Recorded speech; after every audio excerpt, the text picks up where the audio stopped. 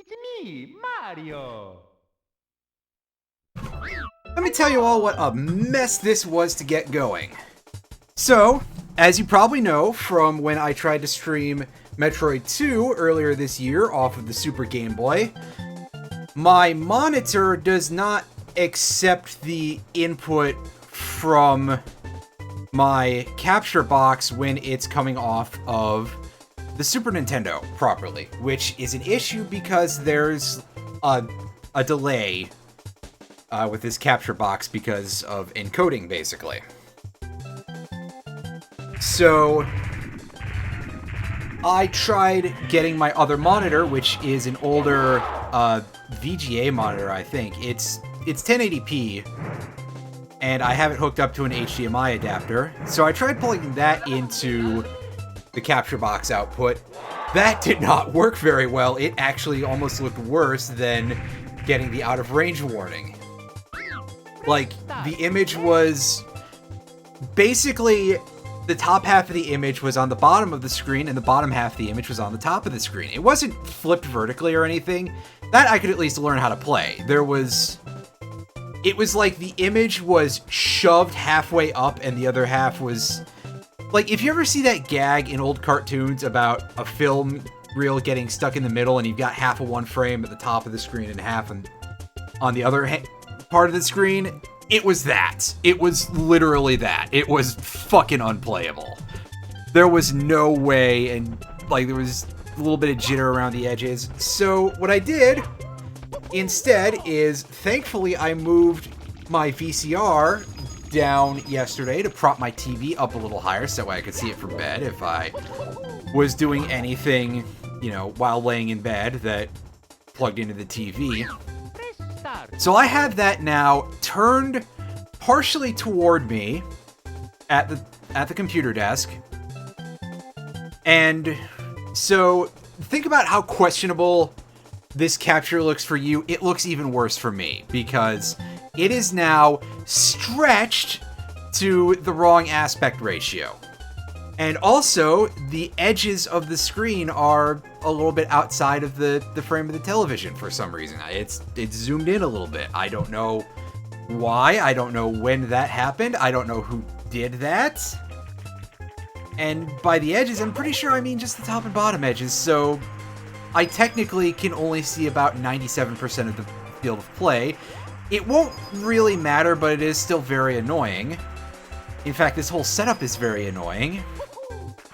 And so I guess at some point, my options really are either to suddenly come across one of those really nice Mycom Soft capture cards for an affordable price, or come across one of those and the large amount of money that it would cost to actually get one of those, or to go and find a replacement for my Dazzle, which is probably the cheaper option, but definitely would look more like shit. Oh well, it is what it is. Let's get started. I have no idea what is on this save file with 9 stars. I don't think that's mine. I purchased this cartridge at a garage sale for $1 many, many years ago. In fact, I think it was back when I was still in college. We're going to go ahead and we're going to start ourselves a new game, and I'm going to see if I remember how to play this worth anything. Dear Mario, please come to the castle. I have baked a cake for you. Yours truly, Princess Toadstool. Peach. Start anew, indeed.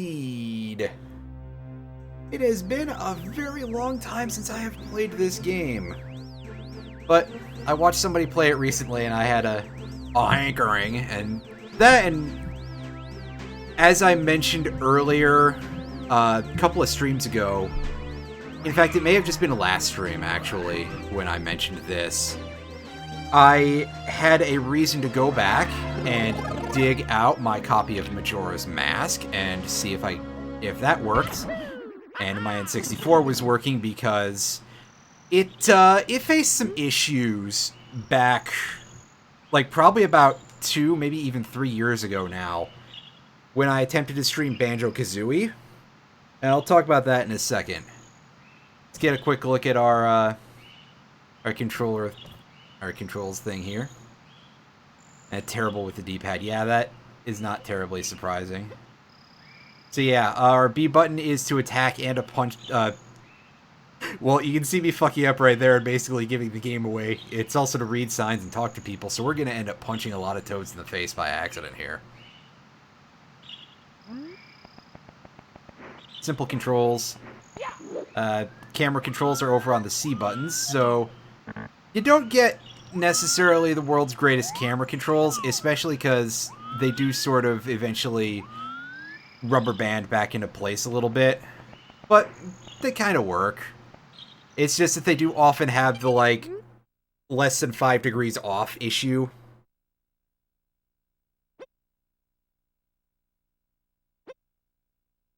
And yeah, we can crouch, which lets us do this.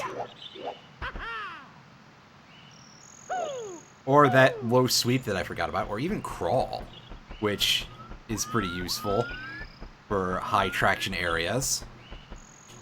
It's like the Talon Trot, except the opposite. It's quiet, it's slow, but it still gets you up high traction areas. Oh yeah, absolutely, they are definitely better than DK64. Most things in this game are accomplished a little better than DK64, to be fair.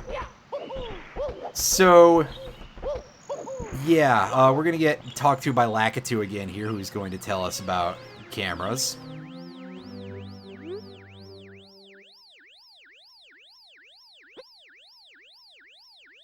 For once, Lakitu isn't trying to kill us. That's kind of amazing. Castle pursuits.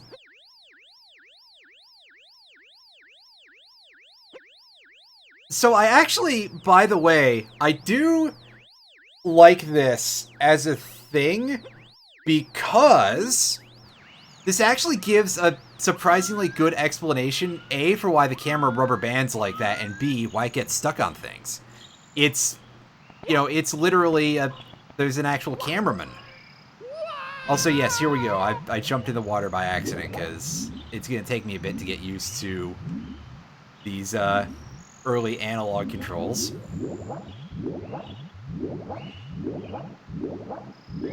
But yeah, swimming is not necessarily a super fast thing in this game, but also your health and air meter are the same thing, which is something that is quite abusable. And they did eventually change that for later games. However, I do still absolutely agree that this is probably the best of the 3D Mario games. That said, I haven't actually played the Galaxy games yet, or Odyssey, so my reference pool is pretty small. But this is definitely the one that grabs me the most easily.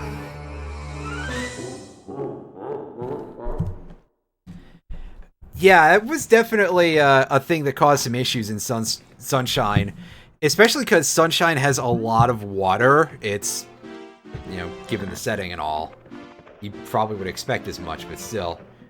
Here, let's... Yeah, see, there you go. We just punched Toad in the side of the head. We're just trying to talk to Toad, and, you know, just whack! I'm sure that Toad doesn't appreciate that too much either. This is explaining the basics, but, you know, I'll just let that be quite visible. So, this door has no number on it, and you'll see all these other doors that do have numbers on them. If you go up to them, I think you get a message. It's like, hey, you need more stars. Yeah, so you need 1 star to go in there, and the door up there, although you can't see that too well. 3 to go in this one. Yeah. God, my TV is super dark, by the way. And it's not showing up as well on the camera. It's showing up fine on the capture box, but on the television it is significantly darker for some reason. And you can see this door also requires 3 stars. The big door requires 8 stars. At least that one does. But later on, well, they'll require more than that. However, this one is completely free to go in. And if you want to get into a level, you just jump into a painting. I'm over here explaining the basics of this to anybody who might be completely new to this game for some reason. Let's go. And so, inside of each world, we have, like, these sort of mini missions, basically. So in Bob-omb Battlefield, we have 6 stars we can get. plus an additional star for collecting 100 coins, but that's kind of a secret. And it's not something that we're going to easily get just yet, but, you know, maybe we'll give it a shot. Stranger things have happened on this stream.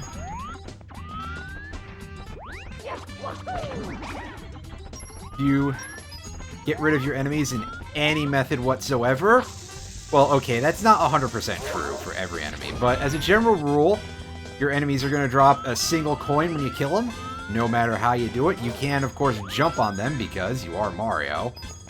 That's what you do. NSO play. Fair enough, yeah. There may be some people who are like, well, I've really never played this. Which is, it's bizarre to think, by the way, that this game turned 25 years old this year. Okay, that's new. I don't think I've ever really done that. You'll notice also that bombs respawn pretty heartily in this level. They respawn like the Dickens. They will come back and they will annoy you. They will annoy you if you're going for that 100 coin star on just on the virtue of that alone, because you'll be like, wait, have I killed this one or not? Also, yeah, if they blow up on their own, they drop a coin too. There is no benefit or demerit to letting them self-destruct. However, they can be kind of annoying because they will absolutely hustle you quite a bit. It's very hard to get hit by them, I've found, but they will push you around with quite the strength. They can mess with you pretty impressively. Come back here, coin. The last 7 100 coin stars are... Let me do this one on my head real quick, see if I can remember. Rainbow Ride is one of them, and that sucks. Tick-Tock Clock is another one. That is kind of a pain in the ass. Wet Dry World is not so bad, and the same. Tiny Huge Island, well, Tiny Huge Island is about as hard as navigating that level is anyway, which, to be fair, Tiny Huge Island is instant death all over the place, so fair enough. Tall Mountain is moderately frustrating. Oh, I accidentally slapped the R button there. That's what Mario Camera looks like.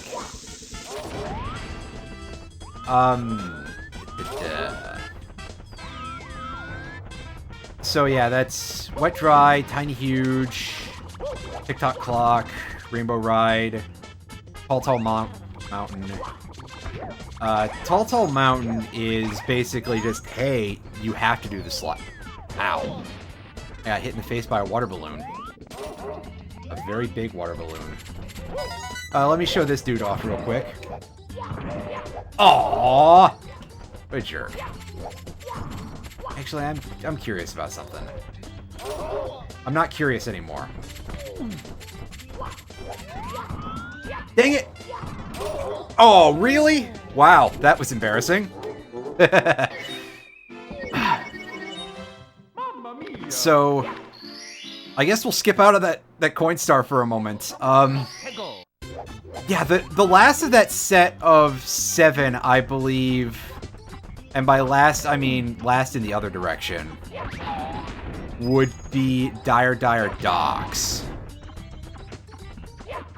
And that is very, very irritating. I would say Dire Docks is one of the worst 100 coin stars in the entire game.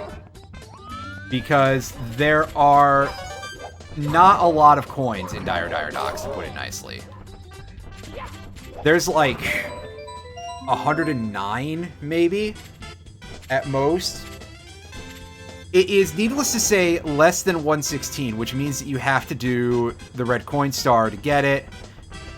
And that means that you do have a chance of ending up with it on the polls. Anyway. There we go, our first star. So we could ignore this place for a while if we wanted to, but You know what? We're not going to do that. We're going to go in and we're going to do the correct one. Yeah, Tick-Tock Clock. Tick-Tock Clock is just really infuriating in general. Other levels that really suck for 100 coins. Jolly Roger Bay is one that is just awful because you're basically gathering almost all the coins in the level for that, because Jolly Roger Bay has actually fewer coins than Dire Docks, to a point of it having like 105 or less.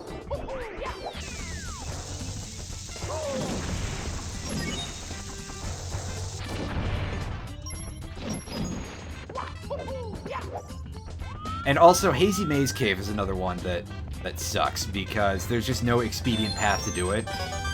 Shifting Sandland as well, but Shifting Sandland is just kind of dog shit in general. Shifting Sandland is like my personal hell. That is one of the worst levels that I've played in a lot of 3D platformers. It's right up there with Rusty Bucket Bay, honestly.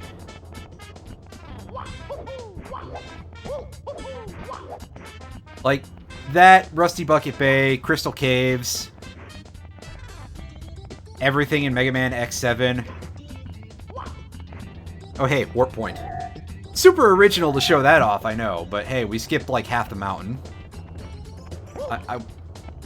Mario, can you backflip, please? There we go.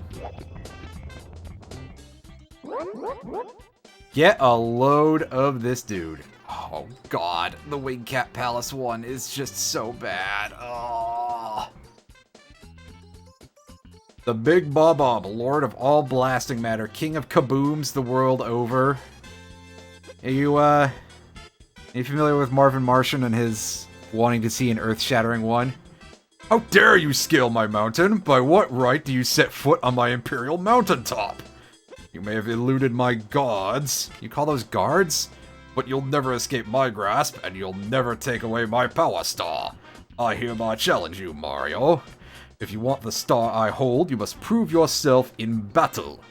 Can you pick me up from the back and hurl me to this royal turf? I think that you cannot. I got a story, real quick, to share about a friend of a friend who, goes by the name of Zoop Soul, and a couple of other.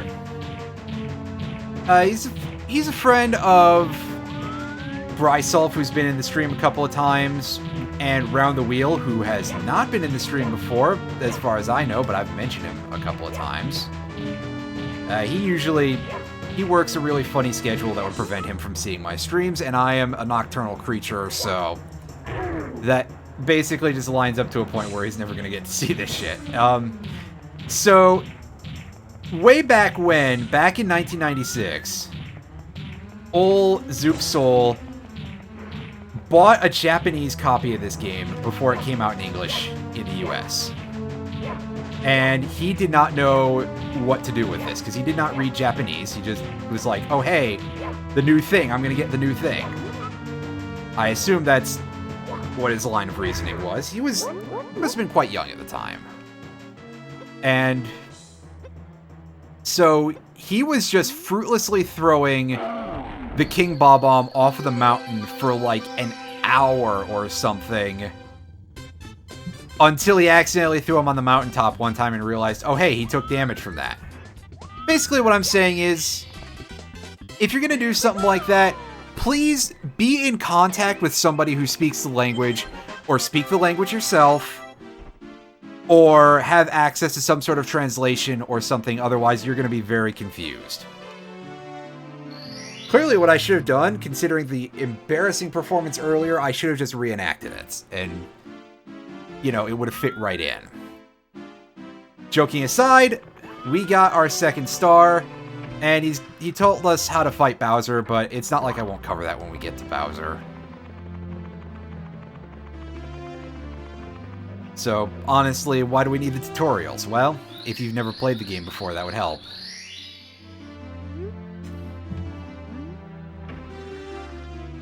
Also, an interesting thing that I would like to note, because Switch Online was broached earlier, That has not been the only re-release of this game for the Nintendo Switch. There was Super Mario 3D All-Stars, something which I missed out on entirely by virtue of not really having any money I could throw at it when it was available.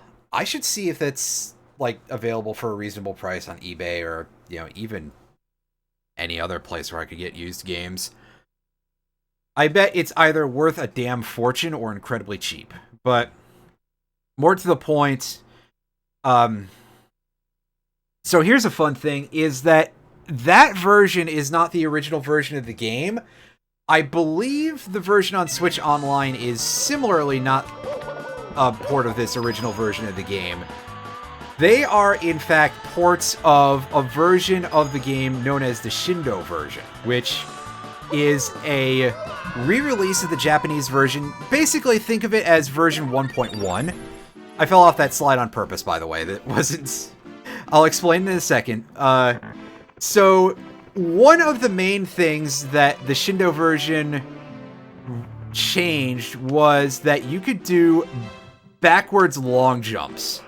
I probably cannot do it, but in the US version and the original Japanese version... Yeah, see, there we go. Get a load of this shit. This... If you've never seen backwards long jumps before, that's gotta look pretty weird. But it's a thing you could do, and it... Well, it has since become, like, the speed tech for this game, because you can just use it to clip through things and get hilarious amounts of skips.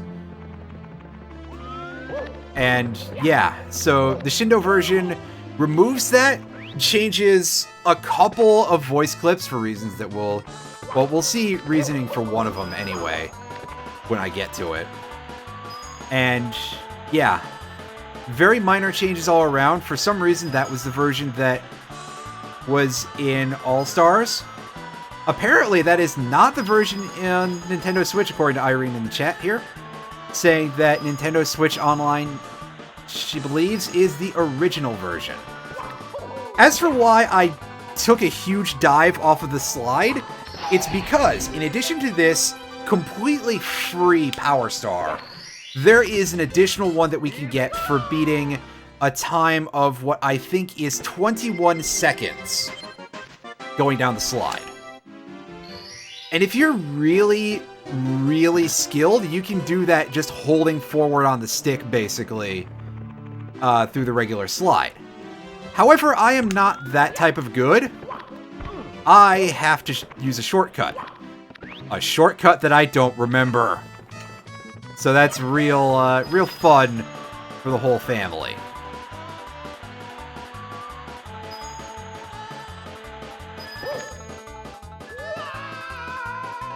Okay, I jumped way too late there. I think it may be like as soon as I come out of the tunnel. So, yeah, one of the other changes that was made in the Shindo version is that one of the jumping sound clips is slightly higher pitched. It's a very thin amount of time, I know that for sure. It's we're gonna be here in the chamber of the literally 3-star for probably at least 15 minutes while I try to hash this out. Okay, so that's too early now. Because, although I don't often go for 100% in my playthrough, this is a game where I will try to do it, because this is not, like, the hardest game in the world.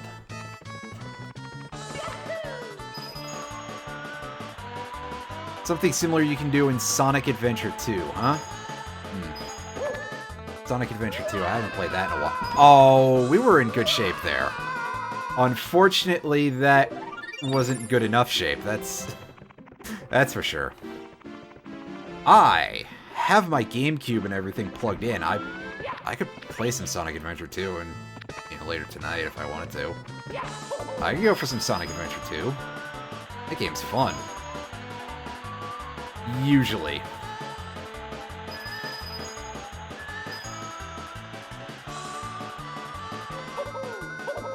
You know, people complain about the Tails Eggman parts. Those are fun.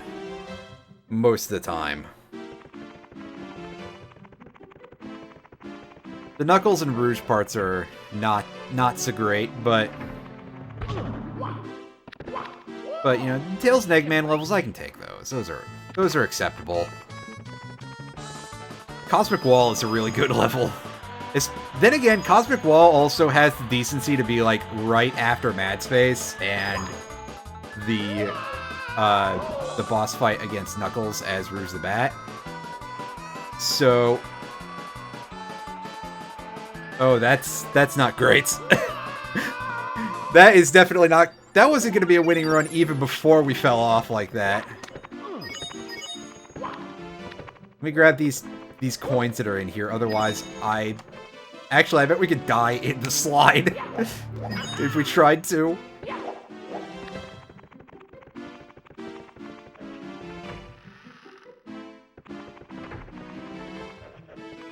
Oh god, yeah, that's definitely a thing in Sonic Adventure 1. Is that there's some places where it's just like, oh, by the way, you know Sonic's not the jumping man, right? That's this guy.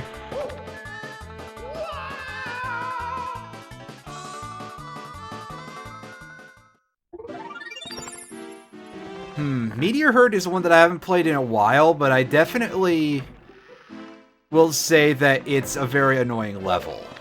Mad Space is quite memorable for having a lot of mechanics going on with the gravity and everything, and that generally being very confusing. Just the whole thing is kinda a little too much going on, maybe. But either way, you know, not exactly my idea of a good time, whichever one of those levels you're in. And having Cosmic Wall after is just like, that is such a great way to blow off steam. That level is so much fun.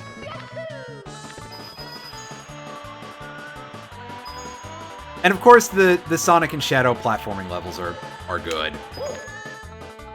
Like, I think the only one of those that's actually bad, in my opinion, at least, is Crazy Gadget. Oh god, yeah, that's right. That is actually the worst part of Meteor Herd, is the fact that you are under constant assault, especially on the lower levels where it's like apparently they... Oh, I overshot it.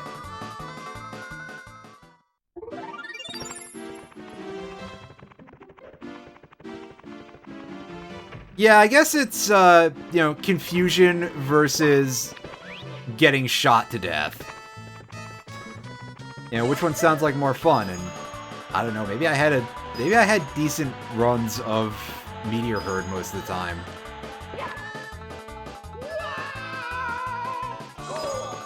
Go, Mario, go! You only got a few seconds.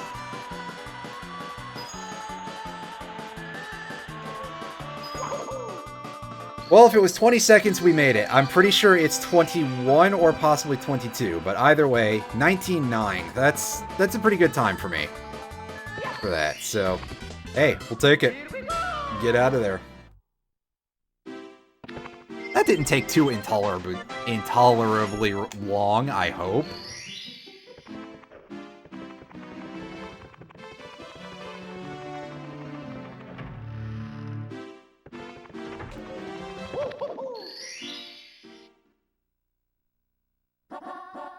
So we're going to check out some more stars in Bob-omb Battlefield before we check out the next few levels.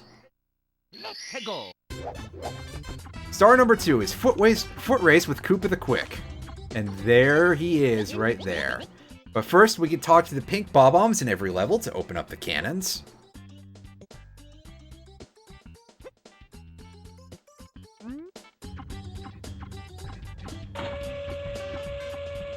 And there you go.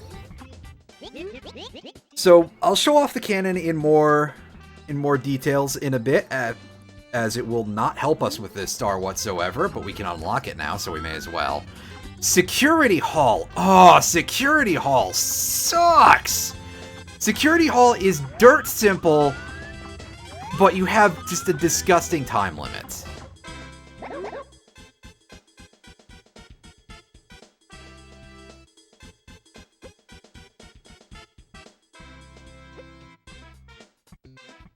Sir, you are a turtle. I'm pretty sure we can outrace you.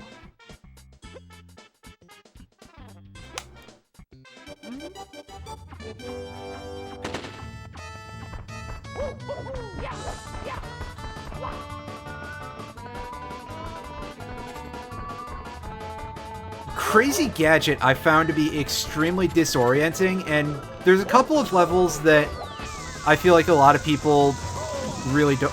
Oh god. As I'm just over there getting wolf-packed by bob-ombs while I get hit by a water balloon. I'm making all the mistakes in the world, but I'm still gonna beat this dude. This is not a hard race. We are not even going to use the shortcut. I believe if you time the shortcut a certain way, Koopa the Quick will be like, "Oh, Mario, are you cheating, bro?"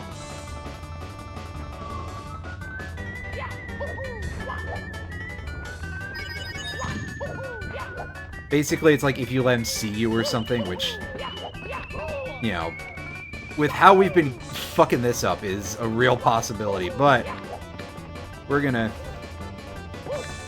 backflip. And of course, we gotta do this, obviously, right? Injure ourselves, yeah.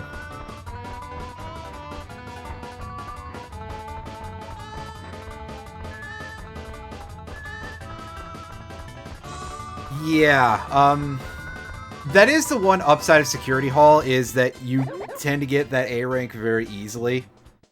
So at least there's that going for it.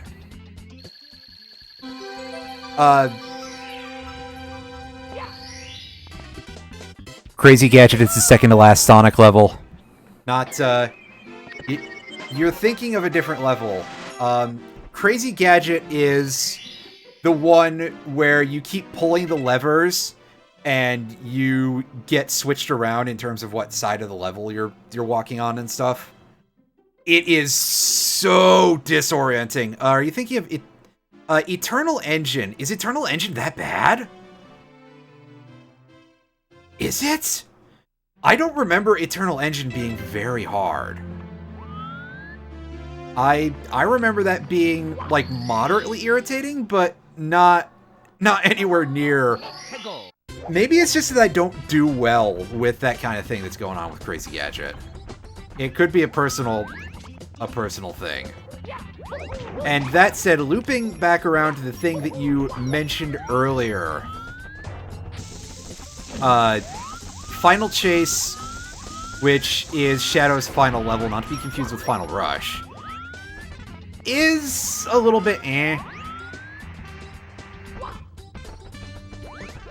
Final Rush is easy to die on, but it's very energetic, and like, Final Rush actually feels like Sonic gameplay in a lot of ways.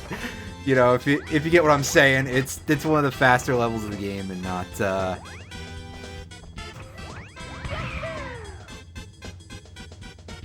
So yeah, we just missed the island. Whoops.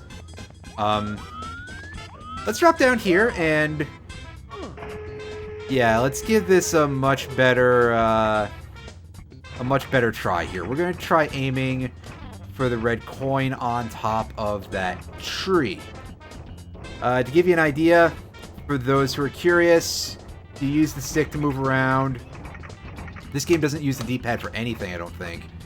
And you press A, or I think Z will launch you as well. You can tell it's a little bit finicky. We are talking about the N64, and on top of that, very early N64.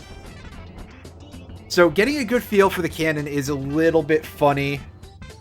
And also, the vertical controls on the stick for the cannon aim are inverted, but I believe the horizontal are not, which that feels a little bit backwards from what I'm used to, so that's a little odd, but thankfully it's not like you're over timed on the cannon.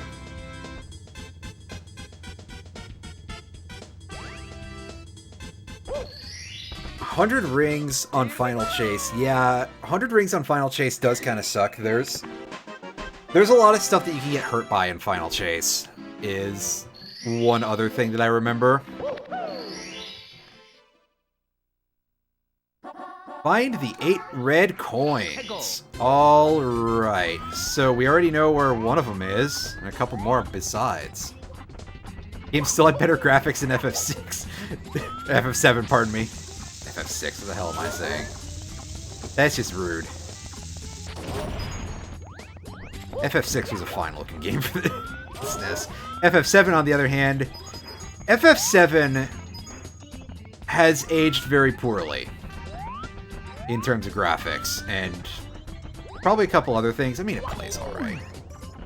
But, yeah. 7's graphics, a big part of what makes them a little more questionable is the general stylization of the character models on the overworld, and, you know, some other little choices like that. However, I do think that a lot of the background stuff looked pretty good. Of course, there's a good reason for that. It's because those were, like, painted separately, and they were, you know, 2D images. It's almost as if 2D graphics on the PlayStation and the other 32-bit, you know, the other 5th-gen consoles were a very, very good idea, Sony of America, supposedly. At least that's the story that gets circulated a lot, is that Sony was not down with 2D graphics early on, because they were like, oh, it's a new generation, we gotta do the new thing, we gotta do the 3D, and it's like, that wasn't such a good idea. It's pretty much the Super Mario 64 engine. Fair enough, I will... That's absolutely... Yeah, the FMVs looked pretty good for 7. They would get better looking in future games, in my opinion. But I think maybe, like, it's just that... Maybe part of it is also that future Final Fantasy worlds on the PlayStation just were better suited to, you know, more showy-offy graphics, which isn't, like, a slight against FF7 in the slightest. 7 is a fine game, and, you know, Midgar is pretty alright. You know, as far as worlds go, it's... I wouldn't want to live there, but it, you know, it's not bad, what I'm saying. But,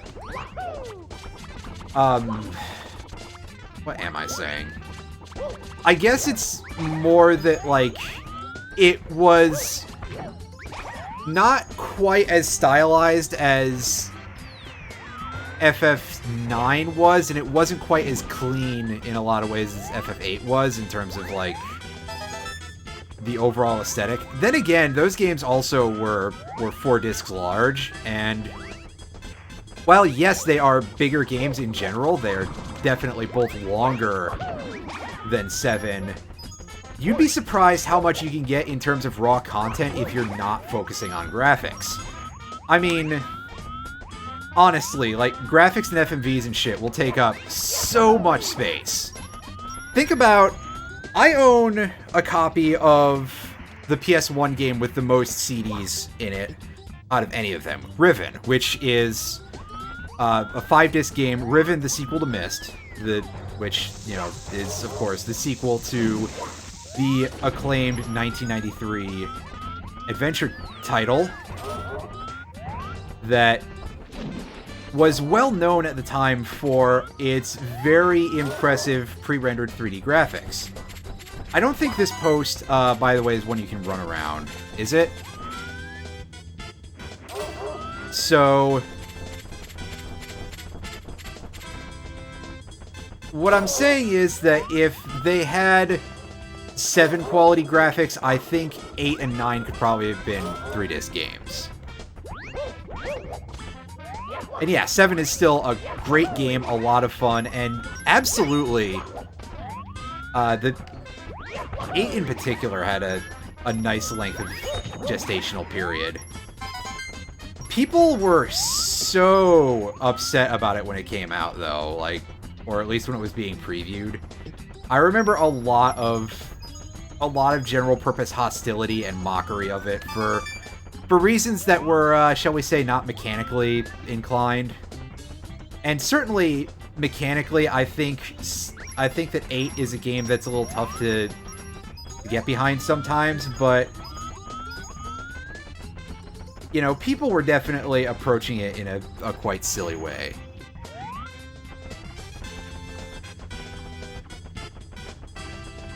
Yeah, I got the Chain Chomp Star earlier, because yeah.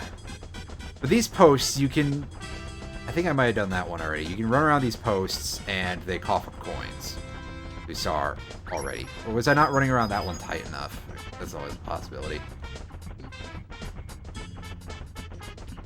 You always need a tight grip when you work the shaft or something or other. Sorry, that just came out. Anyway, yeah. FF8 is a game that a lot of people were very, very mad about at the time because of, well, let's just say I'm pretty sure that a lot of it was related to Squall and Manoa's relationship. And so that has since filtered down through the years to it just being a bad game to a lot of people. And I don't know that that's fair. And also, it has hit a certain weird point where it is not cool to like it yet. Which is weird, because, you know, usually a game like that, eventually it'll hit a point like that, but I feel like the general tenor is that there are still a lot of people who very correctly say that FF8 was a very good game. You know, pretty high tier among Final Fantasies, really. But I think... But there's also still a large amount of people who are still, you know, not over it, really, is the best way I can put it. Who are still like, FF8 is really, really bad, and if you like it, you're a fucking asshole. Like, I understand that there are things that there are people who are pretentious snobs like more than people who are not pretentious snobs. And that there can be sort of, you know, an assumed attitude about people who like them. Like, I don't know, like the musical group Death Grips, I guess, for example. That seems like one that's out there that's like, you know, people would think of you in a certain way if you said you like them. And not because of any judgment of the quality of it, but because of the type of people who, you know, will say, oh yeah, Death Grips are totally my favorite musical act. Like, you know, they think you come off like a huge jerk. I have no real opinions on the group, by the way, for anyone who's out here and wants to roast me for my musical tastes. By the way, no, you can't press C to fire the cannon. However, speaking of firing the cannon, we are going to do a bunch of that in order to try and get this 100 coin star a little bit before we should. So, yeah, it's really quite sad to see that being the overall feeling about FF8 for a lot of people. Because I think that FF8 is a pretty good game, and I think that a lot of people were just sort of being, well, heterosexual teenage boys, basically. You know, I don't want to make too much of a judgment about people who hated it, because there's definitely... You know, you can't really do that in a fair manner, but on the other hand, there's definitely a lot of people who had a certain type of response to it. So that is my immediate go-to of, you know, the mental image of what a person who doesn't like it is somebody who's like, oh, hey, that's, you know, it... Anyway, I feel like I might be digging myself a bit of a hole here. On the other hand, I'm not exactly unused to doing... Where's the Koopa Troopa? There was a Koopa walking around here earlier, and I did not deal with them. There are absolutely legitimate gameplay reasons to be frustrated with FF8, or really with any Final Fantasy game. I think that all of them can be, can have their moments of not being easy to deal with. Even the most outwardly simple Final Fantasy game, you know, it's still a turn-based RPG, and for some people, that's just inherently going to be not a fun or really, you know, it won't really feed their need for the type of gameplay that they're looking for. You unironically like Sonic 06. You know what? More power to you. I don't think that I don't think that Sonic 06 is, you know, I'm not personally a fan of it, but hey, folks can like whatever they like. There's a, you know, any game has arguments in favor of it. Yeah, the original FF1 was just kind of, it had some mechanics to it that aged very poorly and were just kind of jank. Like that. Like the game going, oh hey, your target is gone, you swung at the air.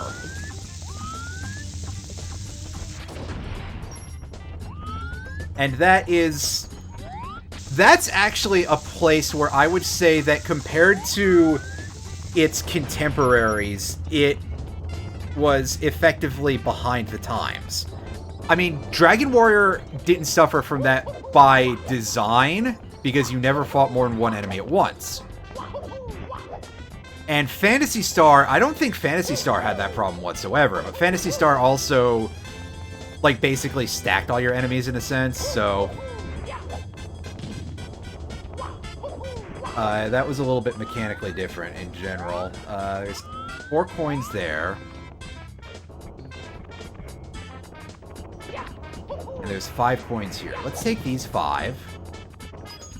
We're not going to hit 5 when we go in the air next. We just have to hit 1 is the important point, and then we can get out of here. And we can fuck off from this level for a little bit.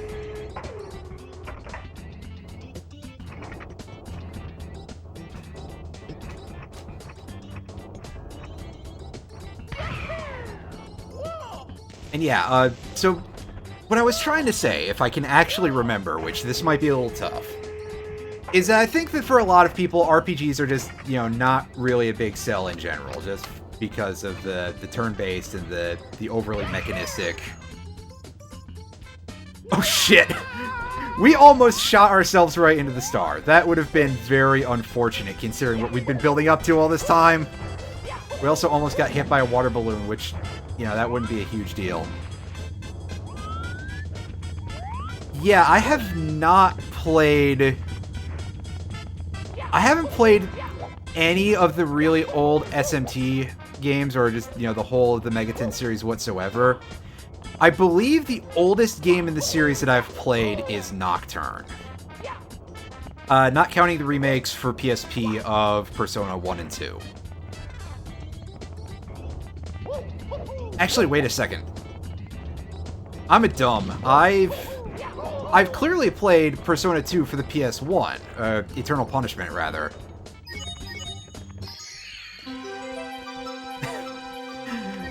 Unfortunately, Persona and SMT have become widespread enough. You know, they've become disparate enough. There we go. That's the term I want. That maybe saying that is actually fair, and, you know, then again, let's all take a quick moment in our heart of hearts to meme on that one writer from IGN who said that SMT5 felt like Persona without the heart. Because it's like, Chief, you are so close to getting it. Although, we gotta be real careful, because I believe that reviewer is a trans woman, so let's not be that type of asshole about it. Unfortunately, the rest of the internet has already done that. Anyway, yeah, circling back around to you playtested an RPG that came out on Steam recently. I would imagine that you're not 100% at liberty to say too much about that, but still, that does sound pretty cool.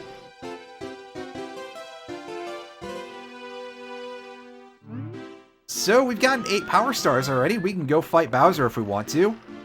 We're gonna wait on that. And that last star in Bob-omb Battlefield, we could probably get it right now, but it would not be easy. It would be the sort of thing that I would have to... I'd be going up to that island and shooting blindly, basically, into the horizon, hoping to hit very specific points a few times in a row, and I think that it would be better for everyone if we just waited until I got the wing cap. Oh, well, I'm always glad to see a little more, a little bit more of that representation in these. Does that sound bad? That probably sounds really, really bad. I am super not good with words, but it should now show up in my Twitch tags. I had it off for a couple of months because of the Haas raids and everything, and not wanting to possibly be caught in the crossfire specifically over that. I am non-binary, assigned male at birth, as you can probably guess from the voice. Increasingly leaning more in a feminine direction as the eternities go by of being locked up. I don't know how. You know, is it just an increasing amount of time for self-reflection? Anyway, so yes, as I was saying about SMT, let's try to get back on board with that, because I haven't played any of the games prior to Persona 2 Eternal Punishment on the PS1. Of course, I did not get to play Persona 2 Innocent Sin on PS1, as I really was not made very aware of it until P4 came out. And at that time, I was rocking a fairly unimpressive laptop for that particular era. So I did not think for even a moment that I could run PS1 emulation, if there even was a translation patch at the time. By the way, we're going for 100 coins super early because Whomp's Fortress is just full of coins. So we can get this without too much issue very early on. The general strategy is often go for it at the same time that you're getting the red coins because, hey, you're already going to get 16 coins. You may as well get a little bit of a head start on it, right? And the answer to that is, I mean, sure. Crud. Well, there goes all of my traction whatsoever. Mario, you need to remove the banana peels from your shoes, Chief.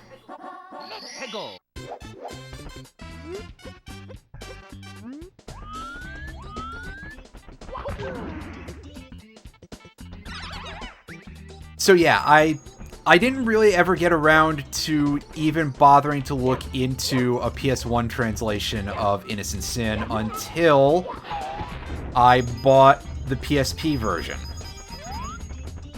Which I ordered a special edition copy of that. I still have the cardboard boxes that came in. And it came with a partial, I believe, soundtrack CD. Which, you know, I always like stuff like that. I think it's... I mean, I admit that there's not necessarily a ton of use for stuff like that in a lot of cases, because, hey, soundtrack, I'll just find that on YouTube. You're not even going to give me the full soundtrack? That actually is one thing that does kind of piss me off, because I have a couple other things like that. I have a copy of Fate Extra in a similar special edition configuration, which has an art book that is not necessarily in the world's greatest... not necessarily in the world's greatest condition. Even out of the package, it was, like, not perfectly shaped and everything, but it has some pretty nice art if, you know, if that's the sort of thing that you're into. Wada Arco is a very good artist. I absolutely, can't not praise her for her quality of artwork. However, the soundtrack CD, and this is for the Fate franchise, which is known for having a lot of shockingly good soundtracks for the, well, questionable quality of a lot of the gameplay in a lot of the... Oh, damn it. This is what I get for talking shit, isn't it? Anyway. But the soundtrack CD, which is, like, maybe 40 minutes at most,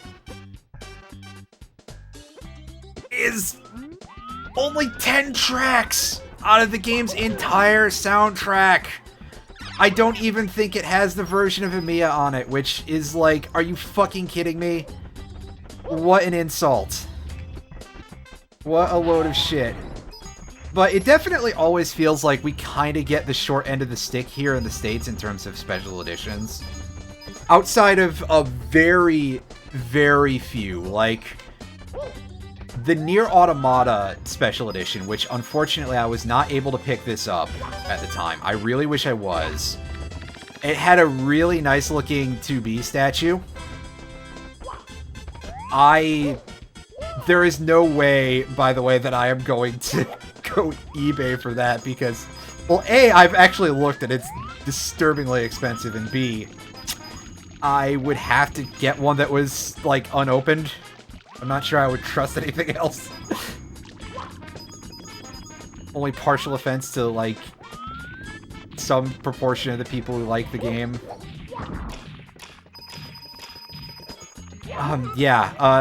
The Fate series in general has some pretty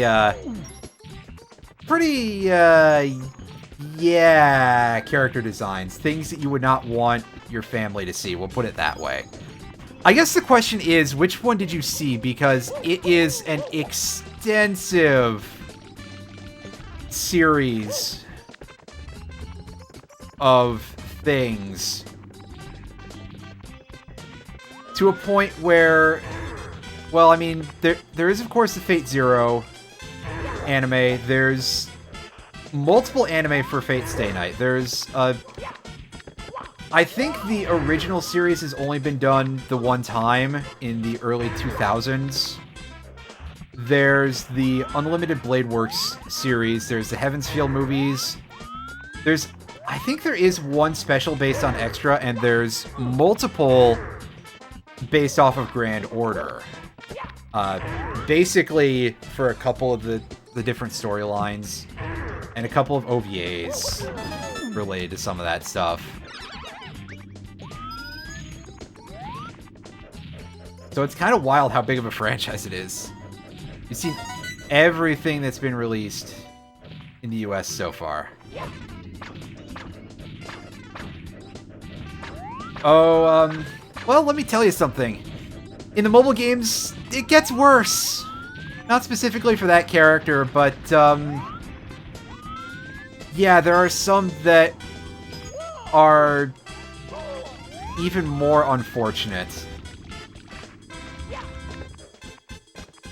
And it's quite sad because there's actually a lot of, like, good material in terms of the story and everything. And then you look at some of the character designs and it's like, oh, right, I forgot who the target audience was. You guys almost made me feel something for 5 seconds.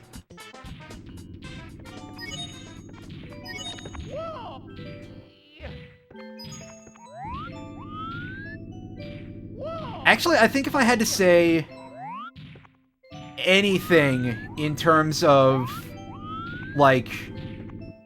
Oh, God. Ah, damn it. Stealthing on this enemy is Can you shut up, please? Go back to sleep. You are worse than my dogs. I didn't mean that. My dogs are great. Anyway, now that I've successfully forgotten what I was trying to say, I feel perhaps like if you wanted one character to really sum up the whole of the problems with Fate, well, you would actually be quite stuck with that. But I think you would have a pretty good job looking at Raiko and being able to be like, oh, wow, this is like, hey, here's what's good about this series and also what's shit about this series. Because, like, backstory-wise, Raiko has this very depressing thing where she's like, I was only doing what I thought was right. Why do I count as, you know, why can't I be considered a hero by history? And then you look at her design and the fact that outside of plot, or, you know, outside of, like, any serious plot, anytime she shows up, it just... It's a fucking mistake. I have opinions about this series.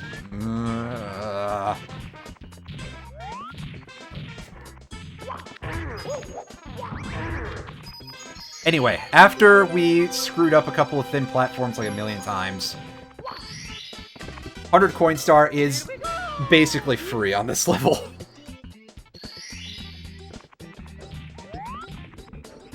I would probably pin it down as being one of the easiest ones in the game.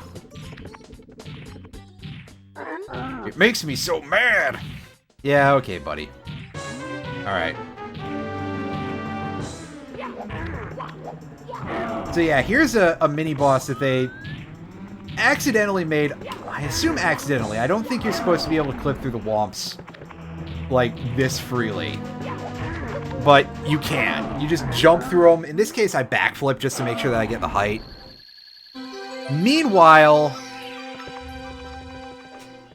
you know, King Bob-omb, you actually have to, like, put in some effort to get behind him. So I don't know why that's so easy, but hey, I'll take it.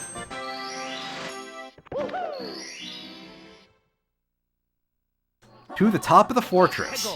So basically, similar concept to before. I'm gonna go see if we can open the cannon right now. We don't need it just yet, but we may as well get it if we can. And we can't.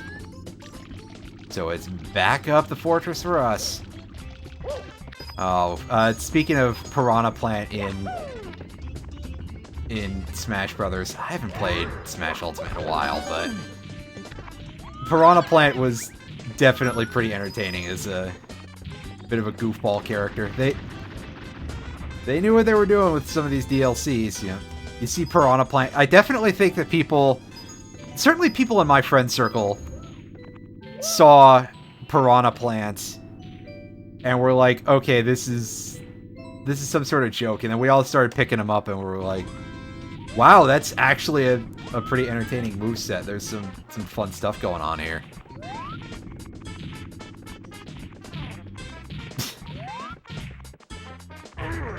Well, isn't that what the thwimps in Super Mario World are for?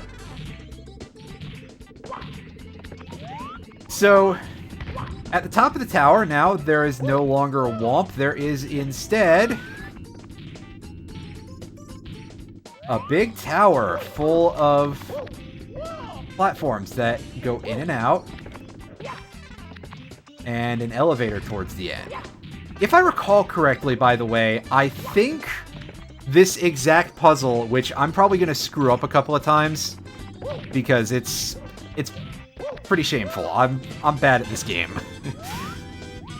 Again, you know, very long layoff from this, so that will not help. And not really handling an N64 controller for children, fair enough. So what I wanted to say is that I'm pretty sure this exact jump puzzle is replicated in DK64 inside of the lighthouse in Gloomy Galleon. If you bring Donkey Kong in there. I seem to recall that being the case. However, I could be wrong, as it has been quite a while since I've played DK64. Although, I do have the cartridge sitting in one of the drawers I could I could hook it up if I wanted to. We're going to grab 2 more stars from Womp's Fortress, and then we're going to go explore the rest of what is open of the castle to us. I could probably do red coins, and I could probably get the owl right now. However, we saw how badly I was slipping and sliding on the thwomp earlier. That thwomp has a red coin on top of it. And it's surprisingly hard to get a good grip on that.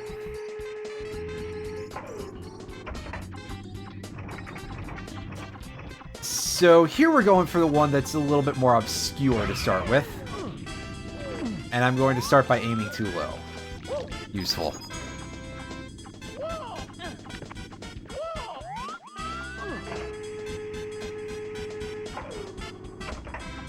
Yeah, the camera is always going to cause some trouble here. And by shooting ourselves into the corner, we've revealed a fairly well-hidden, actually, star. I'm not 100% sure how you're supposed to find it normally, but it's there, and it's not hard to get to.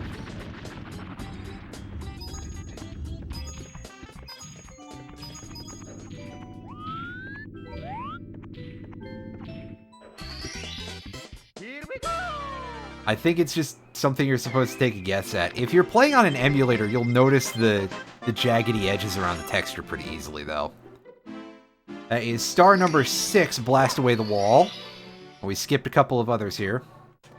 Yeah, see, we can't see what 4 and 5 are yet, but we can see what 6 is again if we want to. Let's shoot into the wild blue.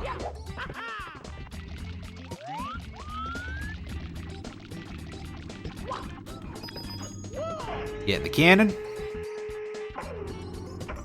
And this one is much easier to find. Although our camera angle is not super good for that purpose, but you can see it right there.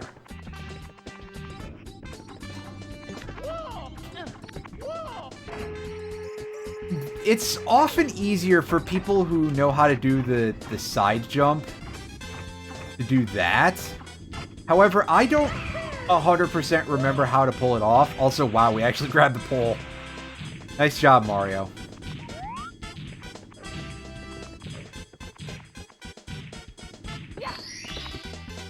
Here we go! So yeah, let me see if I can demonstrate that sideways jump real quick. There, like that, yeah. So I think it's like you have to do a spin and then you jump at the end of the spin, basically. Or once you're curving in. But you can see it gives you a pretty good amount of height. And you can still do wall kicks off of that. So what a lot of people will do is to get that star, they'll do that side jump and then they'll wall kick in order to get up to where the star is positioned instead of messing around with the cannon. And to be fair, that is probably easier. Oh hey, Sunbeam. Let's go get our wing cap. You look directly up into the sun, just like your parents told you never to do. And you get it.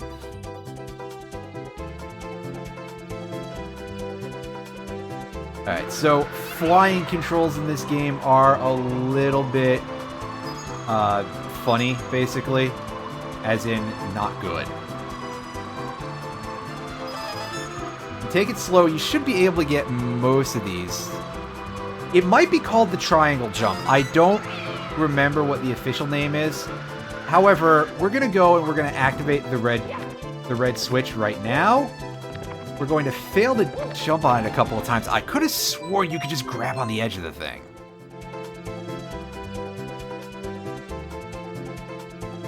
And that has unlocked access to the wing cap for us in other stages. Which is how we can get that other star in Bob-omb Battlefield, but we'll come back for that in a bit. I want to try and get the star here because it's a fairly simple, at least inside the domain of controlling the wing cap, red coin star. By the way, there are not 100 coin stars inside of the secret areas, so don't worry about those. Most of them don't even have that many coins to begin with.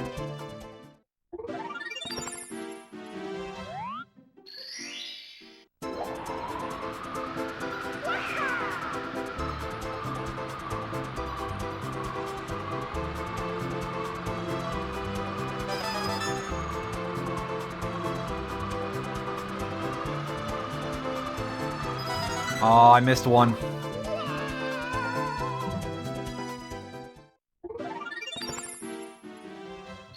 Also, I believe the only way you can see how many red coins you have is by checking the pause menu. So it definitely... Yeah, we screwed up there. Well, we're going to try this for a bit until either I get sick of it or I actually pull it off. I think there's probably also some psychological effect to this where it's like, oh, well, I think the wing cap controls are trash to begin with, so I'm just inherently going to do worse. So maybe if I start psyching myself up the wrong way, I will be able to control it. The wing cap controls are really, really good, you guys. Super awesome. Perfect. Absolutely. Can't say that with a straight face. I'm sorry. I tried, though. And yeah, you can see how many red coins you have in the pause menu, but only there. I wish they, like, actually showed up on your... Jeez. I wish they showed up on your screen correctly. Like the bottom of your screen outside of the pause menu.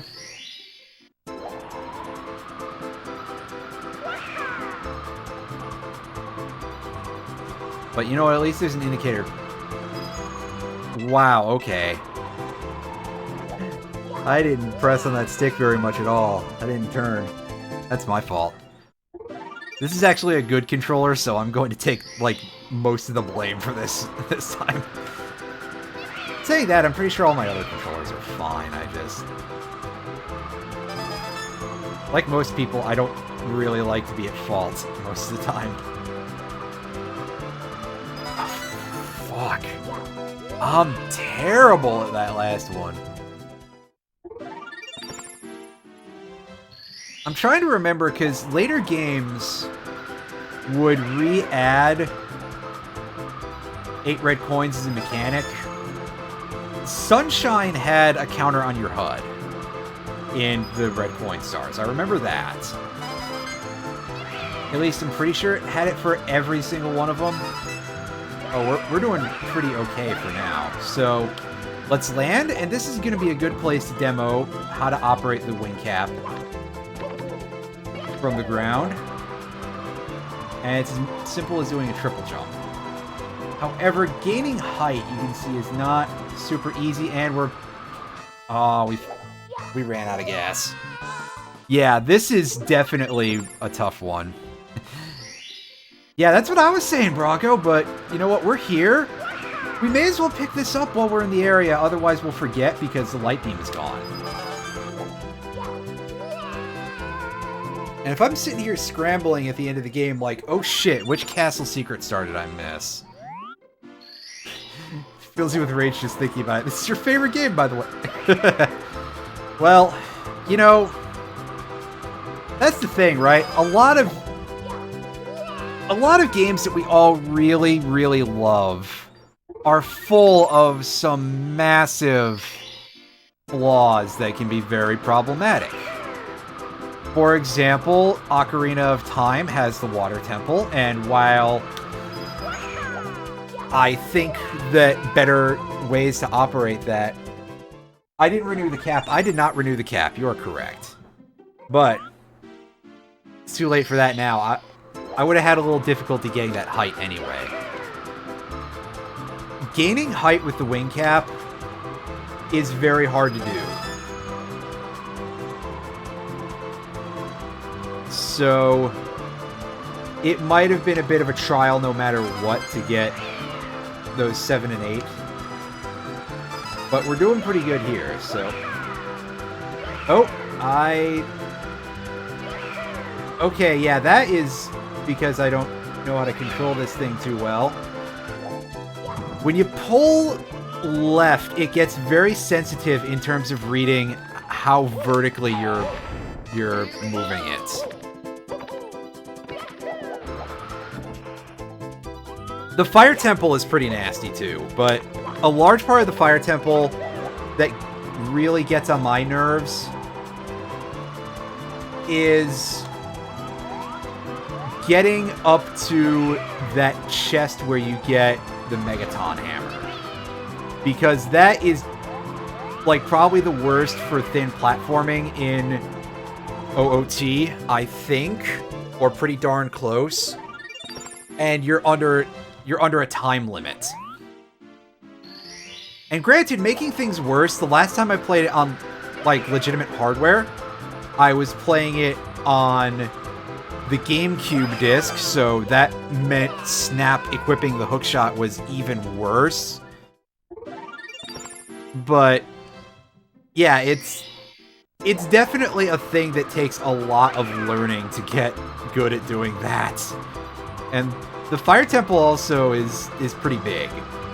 The Water Temple, at bare minimum, the Water Temple, the Fire... Yeah, true. That's not super great either. There's a lot of things in the Fire Temple now that I think about it, because I'm also thinking about that room with the cages and the firewalls, which just tends to absolutely baffle me. Especially, I cannot for the life of me really remember how that thing works in Master Quest version, which is what I tend to play most of the time because I like a lot of the Master Quest dungeons a little more. Doesn't hurt that the Water Temple sucks less in that version, but, you know. The Fire Temple, yeah, has a lot of problems, basically. But yeah, that's a game that is very rough around the edges in a lot of places, and people still love it. And, you know, fair enough, there's a lot of good things going for it. I'm going to reset because I've lost my forward momentum, and that can screw you up just as much here.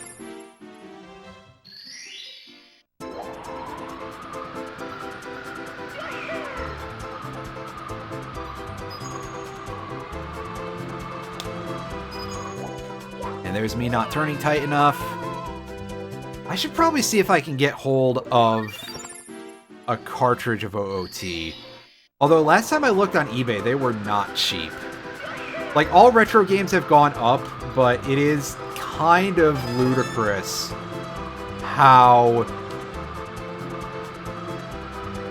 expensive a lot of this stuff has gotten.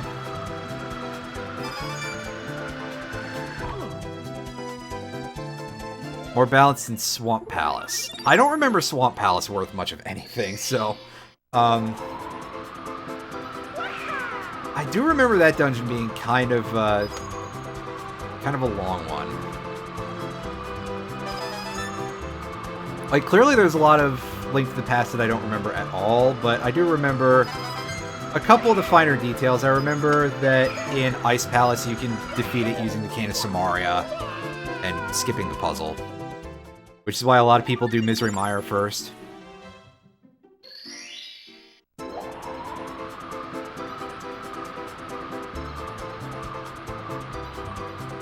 I remember Skull Woods, you need to get the Fire Rod in order to get to the part that actually takes you to the exit of the place. You know, stuff like that.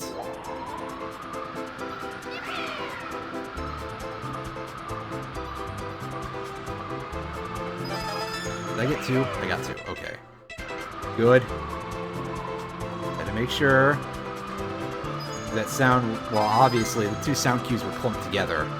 At least I'm not playing this on the original Japanese version, where they're all the same damn sound effect.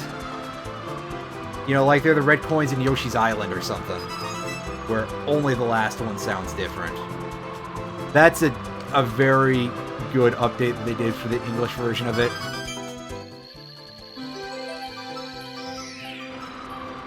Swamp Palace, you had to constantly lower the water and stuff. Oh, yeah. Yeah, true. Water Temple had some fairly not horrible enemies. So you had that going for you. Also, hooray, we got the star. We're gonna go check out the water level in a second.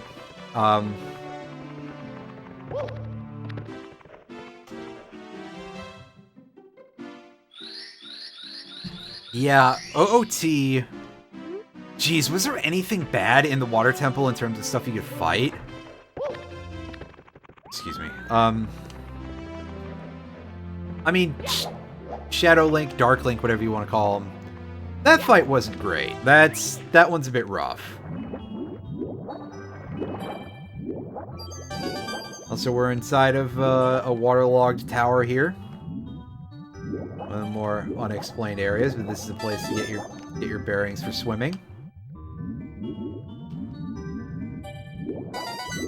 There's sort of a proper rhythm to go in to get the best speed out of this, I think, but I'm not exactly super good at it no matter what, so...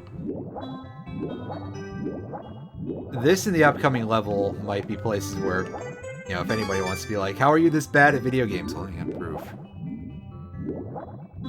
Oh, yeah, those things. The shellfish... I forgot about those. Unfortunately, yeah, being reminded of those reminds me of the fact that the hit detection on those things is absolute shit. It's, like, probably the worst hit detection in the game.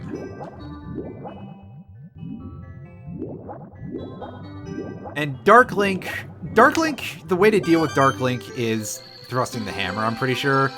I think it's thrusting the hammer. It's been a while since I double-checked that, but... Dark Link is something that a lot of people have issue with. I'm kind of hit and miss there. You know, it depends on whether or not I remember to use the hammer, or if I have it by that time, because I'm pretty sure you don't need the hammer for the Master Quest version of Water Temple, only regular. And as I've mentioned, I play the Master Quest version quite a bit. And even then, I play a lot of randomizers too, so that'll have its effect. So right now, we cannot get the 100 coin star because the ship is underwater. You'll see what I mean in a second, once I actually get over there. But yeah, this is a level where there's not a ton of coins, and you have to get the ship above water in order to be able to get enough, I think. Could be wrong about that. Yeah, since the hammer has, like, a different way of hitting, basically, in terms of its hit detection, because it's so heavy. Ah, yes, here's our friend, the eel. Everybody's favorite thing from this game, especially when it doesn't feel like sticking its head out for me. Well, you leave me with no choice, Mr. Eel. I gotta go this way. And go do a different star, I guess. Or I come back and try later. Unfortunately, we can't just chuck a toaster into the ocean here and get rid of the eel.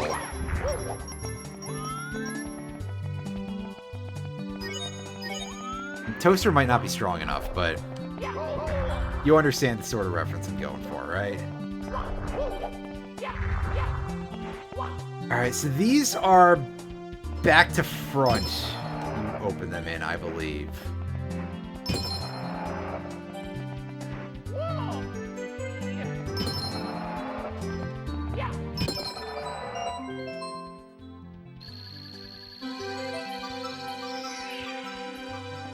So I believe the Water Temple is has one rusted floor switch in it that requires the hammer in regular mode. However, in Master Quest, it does not, and rather noteworthily, in Master Quest, it is massively defanged anyway, so a lot of people are like, hey, just do that first, because it's easy. And there's treasure in the... We're gonna go try and plunder the sunken ship once again. If this eel feels like being a little bit nicer to us.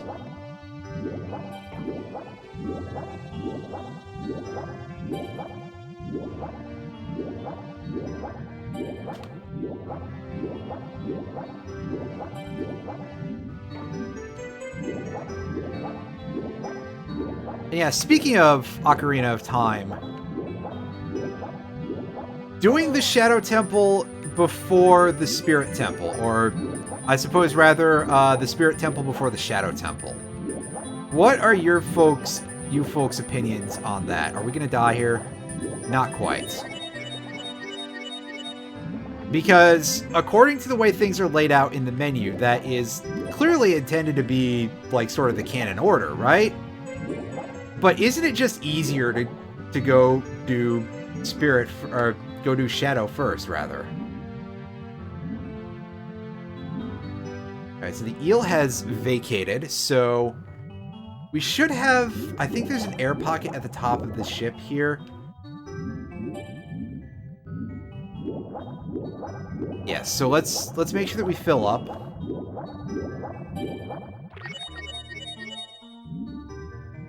And unfortunately, because we're swimming, we cannot just cheese this and hit the box. Although, let me tell you, it would be hilarious if we could. So I think this goes... No, I was going to say this goes in, then out. Is that number 4, then?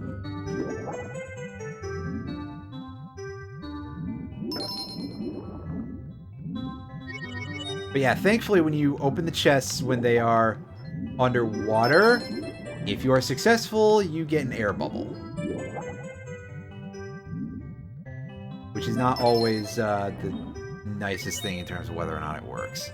You tend to do Shadow first? Yeah, I think most of us do, and certainly I do too, but I like it as an option, and I've tried to do it a couple of times before. I know that it feels right, but, you know, it certainly is a little bit easier to cross the Haunted Wasteland Valley using the hover boots than it is using the long shot. The distance, even with the long shot, I'm pretty sure is fairly stringent on that. And also, the hover boots just make sure that you don't sink into the sand in general, so it keeps you moving at a pretty good pace. And the low friction isn't even that bad, and at least not in that area, it doesn't feel like. So, why not? Anyway, there's a free 1-up over here that I'm going to pick up as soon as Mario is done doing that.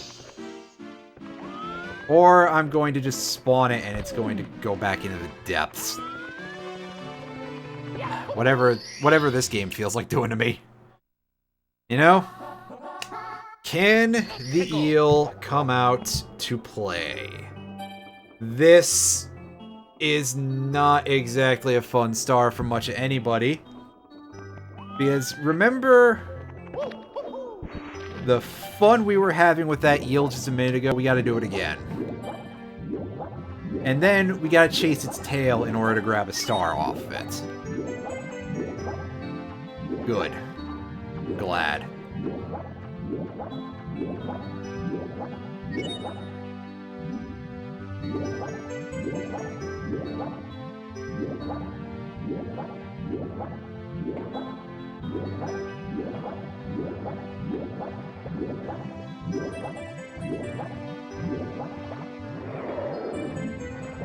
Resurface briefly. And I do mean briefly because I'm pretty sure the eel can go back in its hole.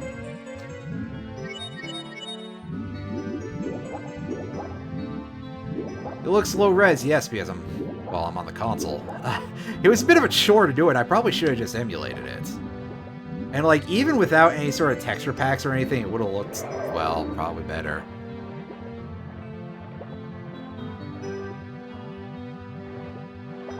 Let's just wait for it to go back in his hole and then snipe him that way. Unfortunately, I don't like doing things the easy way, or the way that sounds easier anyway, and besides, these controls are comical, so...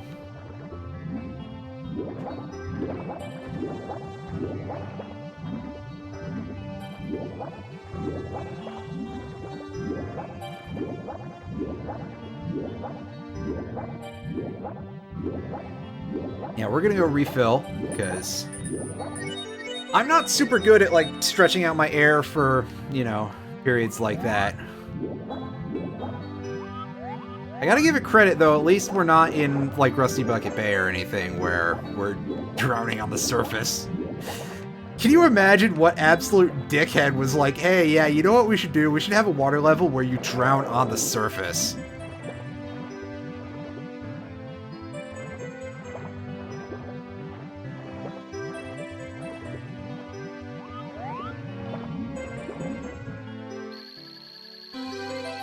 Ta-da! Easy. Well, it's easy if you time it right. Which should surprise nobody, but here we are. Here we go!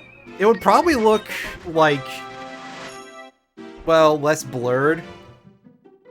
It looks much crustier on my television. I'll say that right now, which is what I'm outputting to. And that's not even counting the fact that because the way my mediocre tier capture device operates when it comes to outputting things, it is stretching it to the wrong aspect ratio. We're not even counting that. It just looks... Well, it's definitely not, like, softened around the edges or anything. Yeah, that is a big if. I do have that page, like, saved somewhere, and I do take a look at it occasionally, because, you know, why not? It would be really nice if I could find it, because personally, I would love to play all of my stuff off of, like, actual hardware, at least what I own. Oh yes, let me just punch a bomb in the face. That sounds like real good for politics. Anyway. Damn it, you made me forget what I was thinking. Yeah, out of stuff that I own, I would prefer to play on hardware where possible. Just by virtue of the, like, well, I gotta do something with it kind of factor. And, you know. It's weird because I like the idea of owning it, but I also don't like the idea of, like, collecting that many just, you know, things that hang out on a shelf. And yet I got a couple of not super expensive figures hanging out this room. Who knows, maybe my feelings on that will change, or are changing already, and will change further. That's a good point. I probably should pin down EverDrives for a couple of these consoles. I mean, I can already do stuff with my Wii for the GameCube, which I'd say that could enable things to the N64, but then again, I remembered playing N64 games using the GameCube controller is not always such a pleasant experience. I was just talking about Ocarina earlier, and that's kind of a catastrophe. Majora is, of course, even worse, but that's down to questionable grade emulation on Nintendo's part of Majora's Mask. I think Sin and Punishment would be one that would work, which would be great because I know Sin and Punishment was available for the Wii. I'm talking about the original here, not the second game in the series. So, if that's something that I could get running through that method, that would probably be fine. An N64 arcade unit, that sounds pretty great. Because, yeah, Sin and Punishment, I had some emulation issues when I was testing it out, because I was testing it out in the wake of the list being made available of what was on the Switch Online, because, of course, I had never played it prior to that point. The Koopa shell behaves weirdly underwater, by the way. I'm currently sidetracked by a whole other conversation, but if you want to hear about game mechanics, well, I don't remember how the turtle shell works underwater. So, anyway, yeah, Sin and Punishment had sound issues. It played just fine as far as I could tell. Like, it played good, and it seemed like it was a pretty good game to begin with. But I was getting, like, a clicking sound or something, if I recall correctly, throughout the main gameplay. And it was really hurting my ears, which is unfortunate, because what little I could, like, properly identify the music, and what I, you know, YouTubed later, was pretty good. So that's multiple levels of sad, especially if I wanted to actually stream it. I would probably have to go find another emulator or something, or, again, just look into setting that up on the Wii, because, yeah. That is one that I would love to cover someday, because it seems like it's a lot of fun.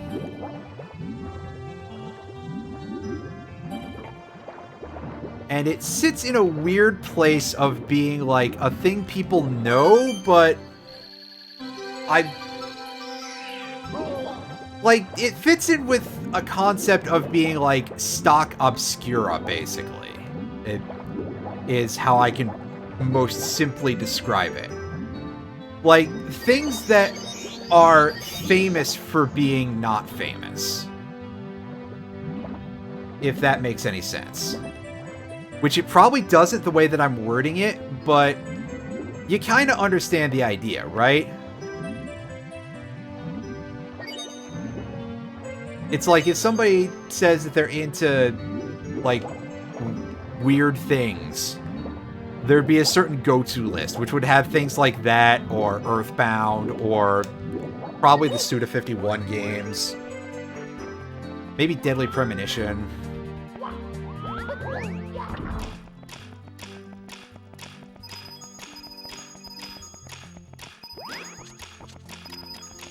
Oh, I may have screwed this up because I don't know if there's another coin I can...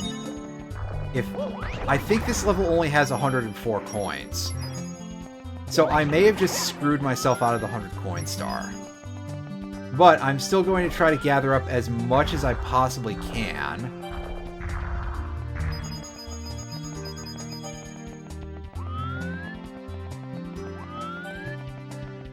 Yeah, pretty much. Oh, that motherfucker! He tried to kill me!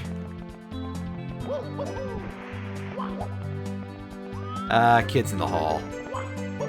Kids in the Hall. Whitest Kids You Know, pardon me. Kids in the Hall? What the fuck am I thinking of about Kids in the Hall for?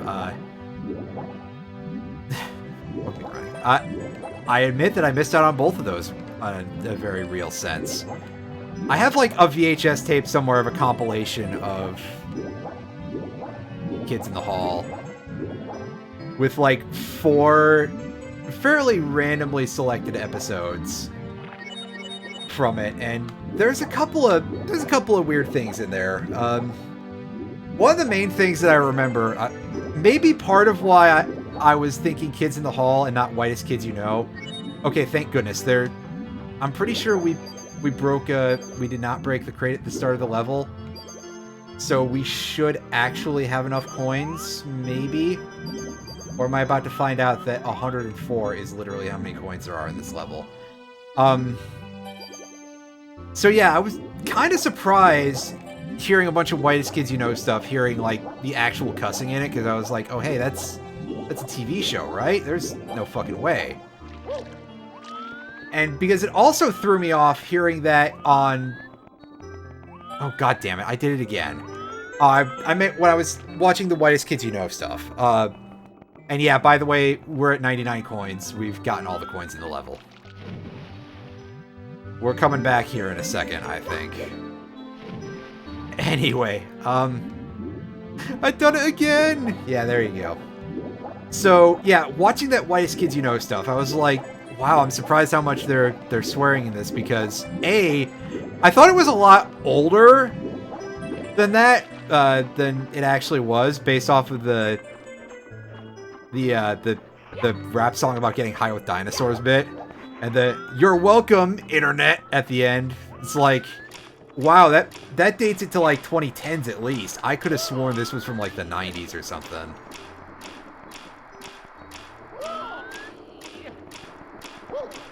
And, you know, maybe it was just that long running, but,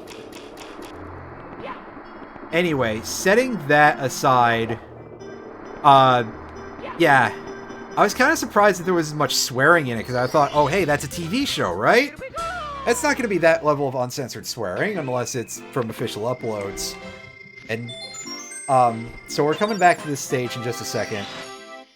But I had the same sort of response to some of the stuff in that Kids in the Hall cassette. Blasted Stone Pillar. We're not doing that right now. In that there was at least one part in one episode where, like, the guy has a bunch of fucking leaves on his head, and he's like, I've got a cabbage for a head, and he's being really belligerent about the whole thing, and the woman that he's hitting on, because for some reason, you know, what a strange sketch, she says something about, like, not if he was the last man on Earth or something, and he's like, hey, I'm the king of the mercy, fuck! In, like, this really gross voice, which, by the way, is, like, really high up on the things that I'll remember. Maybe I'll remember to make that the title of this VOD when I put it on YouTube. Or something. But anyway, I was like, holy fuck, that's pretty extreme, considering I thought this was just a regular TV show or something that, you know, was on primetime. Maybe it was on regular television and was beeped at the time or something, but it definitely threw me off in a way that swearing does not, now that I'm not, like, 7. So, yeah. There you go. That's part of my story about at least 10% of why I confuse Whitest Kids You Know and Kids in the Hall. The other 90% is because they both feature the word kids in the title. And that's a little unusual in a way. So, yeah,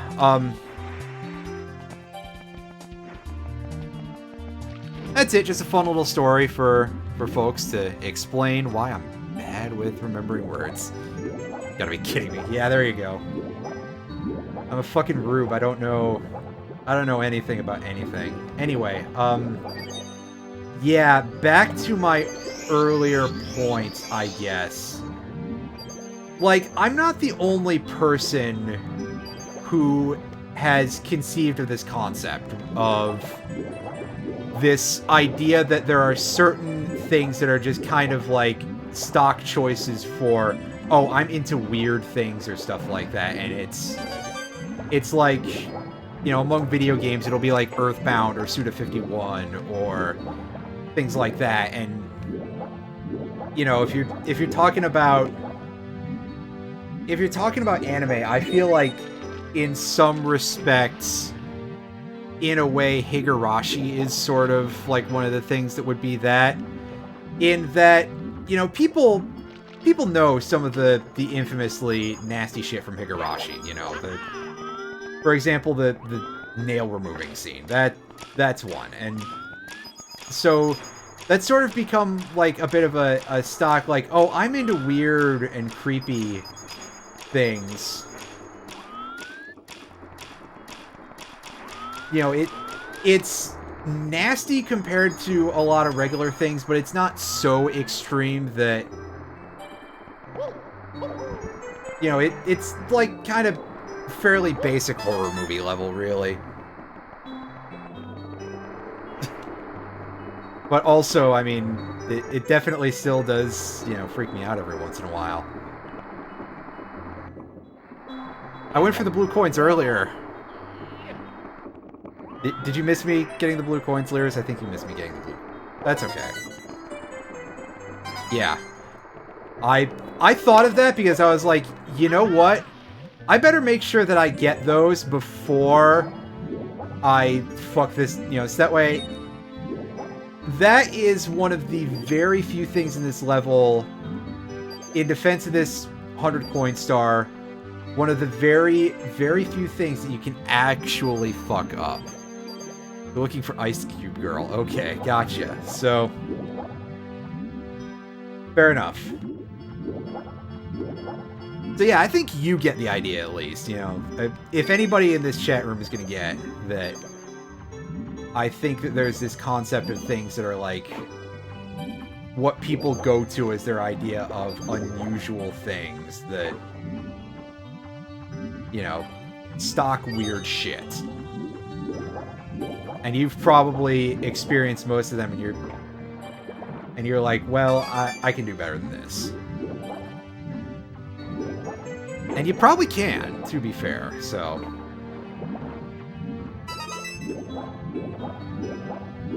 Alright, so the box should have 3 coins, which will cover things.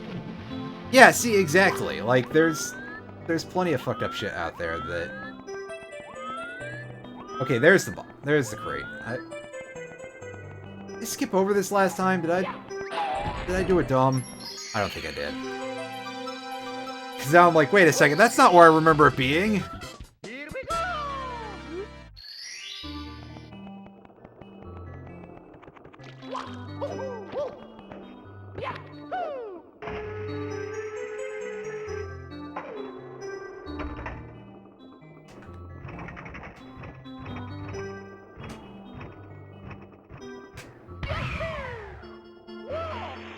Oops.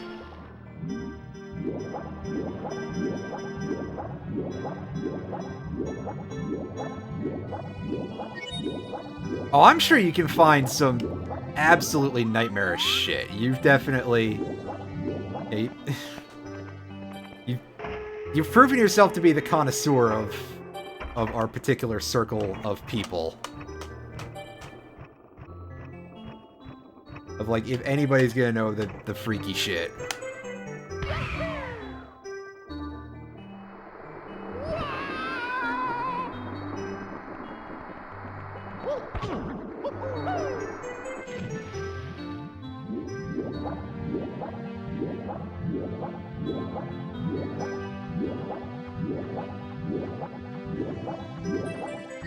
Aiming this cannon is not easy. And we gotta go back every time. Where's my rewind function? Oh right, I have to pay Nintendo $50 a year for that. And it still doesn't necessarily emulate perfectly. Probably looks at least a little bit nicer than this, though. Fuck, I was too low again. Well...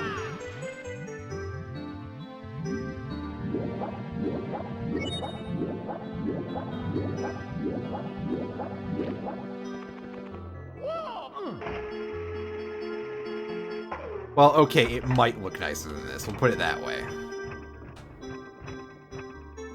And that would just be, like, by pure happenstance of whatever, you know, it wouldn't be because of, like, using better quality textures or anything. It would just be like, oh, hey, we smoothed it differently.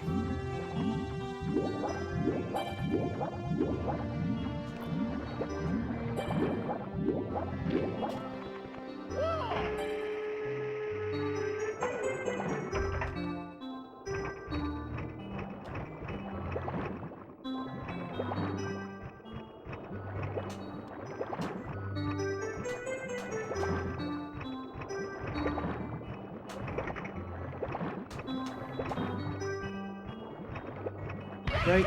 No, that's still too low. Oh, Jesus. I'll have a look at that later. Which means that I'll probably forget, and then I'll look at it and I'll be like, why the fuck did you send me this? And then... Yeah. Yeah. Oh well. I'll take a look at it later.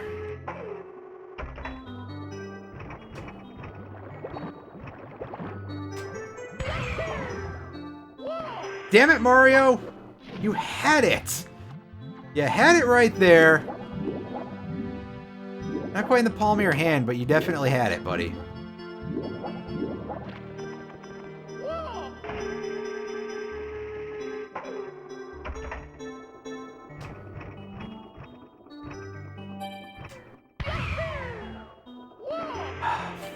Fuck you, Mario.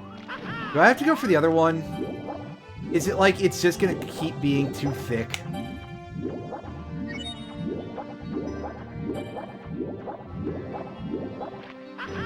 Too big, isn't it, Mario?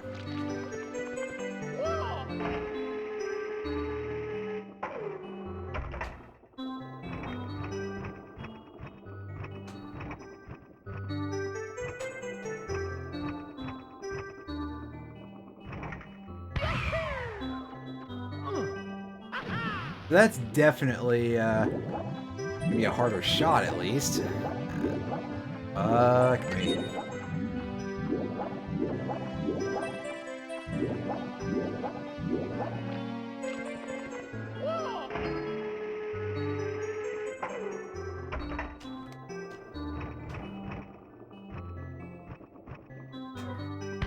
Trying this one. There we go. Finally. Unfortunately, we now have, like, the worst camera angle options possible for this location. Oh, yes, that's wonderful. Thank you, Lakitu.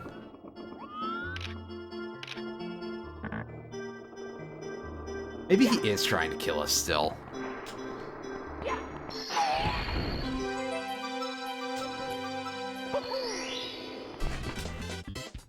Oh well, we got the star.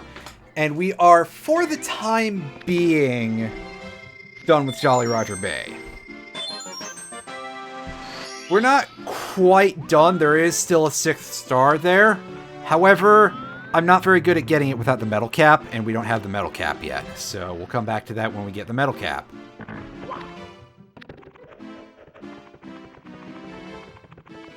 And I guess let's go and get the final star from Bob-omb Battlefield.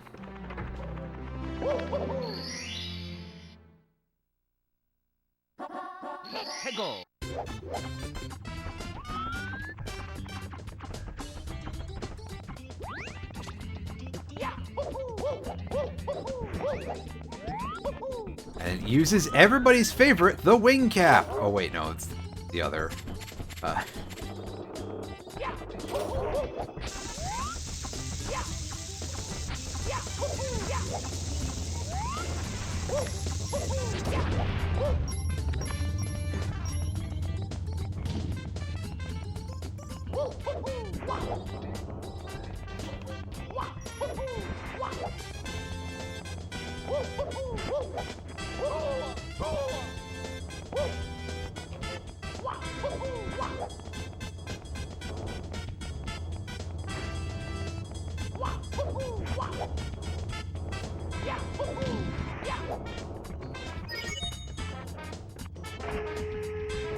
Well, I'll say this right now before we get the wing cap back on our heads, that at the very least it is less jank than at least like 4 things in Sunshine.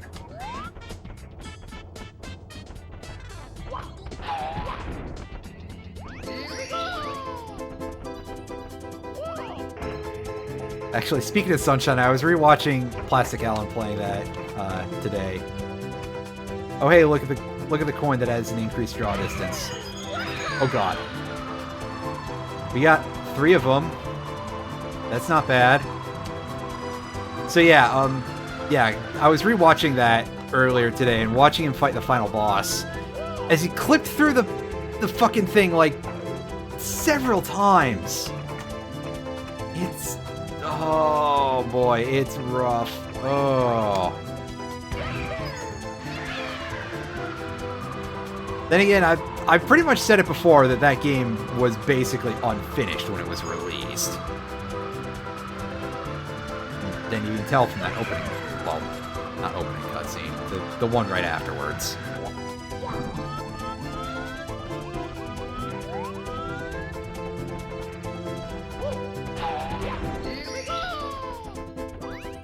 The trial cutscene and the one where Flood is talking to Mario while he's in jail, which is basically just...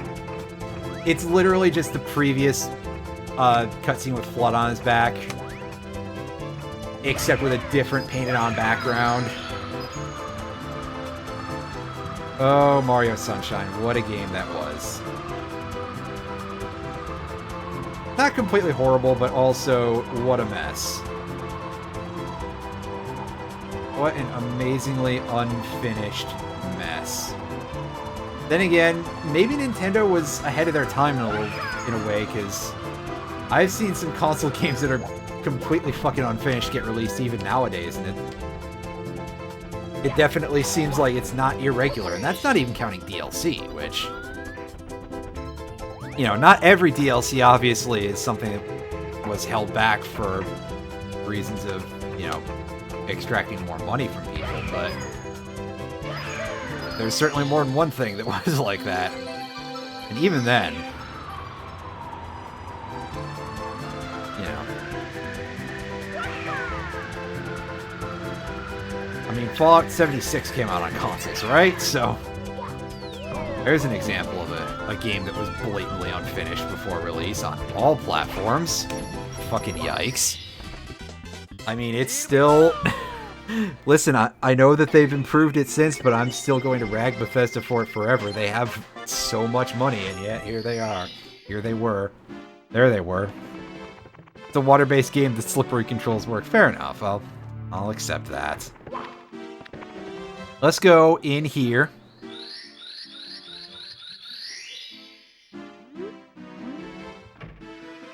In a cool mountain. With 3 paintings. Wow. There's some special gents down at Cool Mountain. Let's go. They've also got an actual slide for us to hang out on. But you know what? That's not what we're going to do first. Well, I mean, we are going to do it first, but we're not going to do that star first. We're going down this path because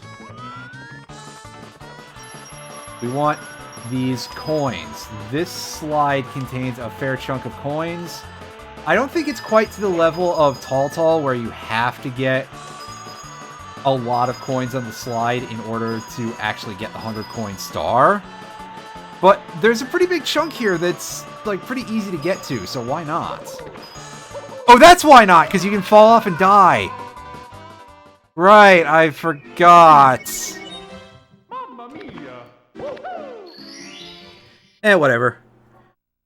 We can still go about getting ourselves the 100 coin star pretty early on, because this is another level that has a good chunk of coins. I think this level has at least 150 coins on it. Which, yeah, if I haven't really gotten into it before, coin counts in this game per level. For the levels where you can actually get 100 coin stars, which, you know, are the main courses. Oh, we missed the blue coin. And then we screwed up on the turn. I was trying to slow down to hope that I could get the blue coin to collide with my butt, and yet we didn't do it. Oh well. Coin counts, we've seen the lowest already, which is 104. Just enough to mock you if you screw up the blue coin switch on that level. And the highest is 192 on Tiny Huge Island. Which, of course, is basically 2 levels, and one of them is absolutely fucking gigantic, so you'd expect it to have a pretty big coin count, really. Especially with how many blue coins you get out of the big Goombas in that level, so... yeah. There is 1 coin in Tiny Huge Island that is actually unobtainable. And I'm not sure if that 192 counts that coin. Oh, I screwed that up. Anyway. This is the shortcut for the slide. It's got 2 1-ups in it, if you can actually pick them up. Almost done with Beast Wars. Neat.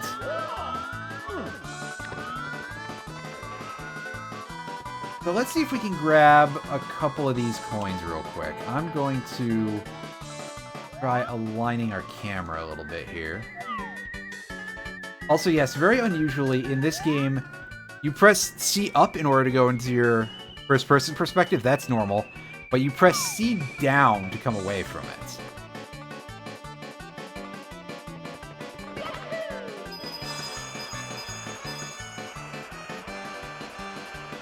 And there's a nice, getting about as close to Mario's butthole as possible camera.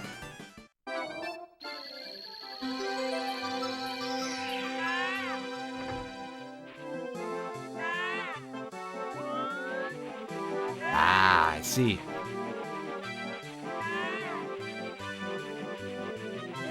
Certainly not something I know too much about, so at least not that specific game.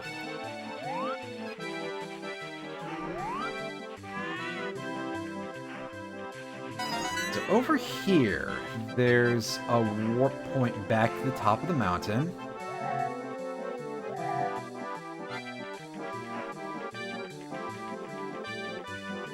So we'd like to take the high road here. We go back up. I think we go back up.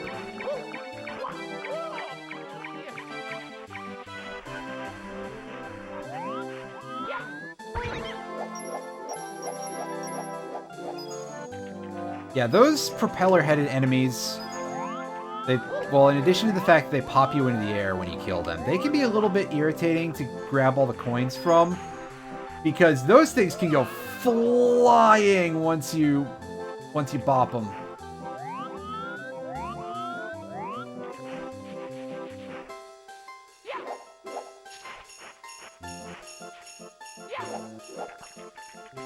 And you are, you know, descending very slowly, so it can sometimes be a little bit of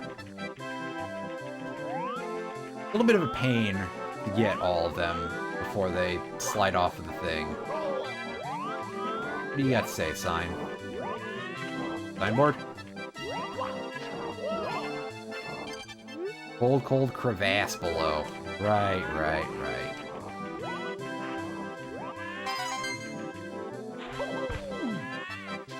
Alright, so these snowmen, if you want to deal with them, you gotta run around them.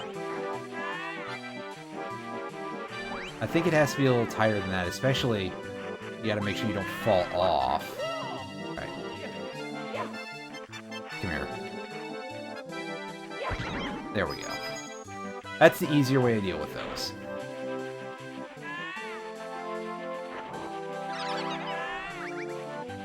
No man's worth 3 coins.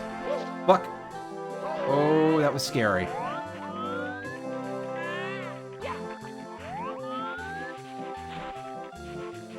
And of course, respawning enemy.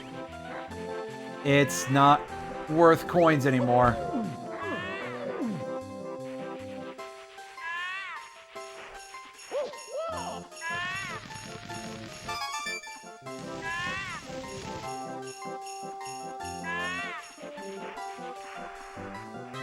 Yeah, that's definitely, yeah.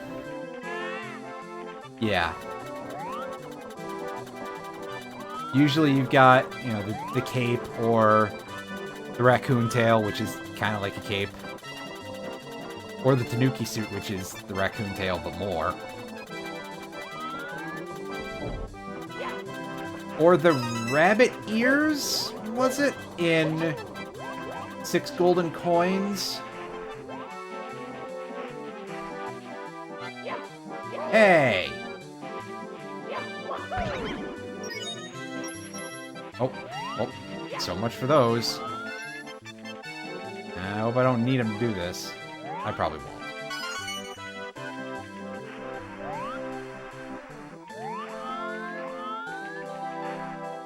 Fuck!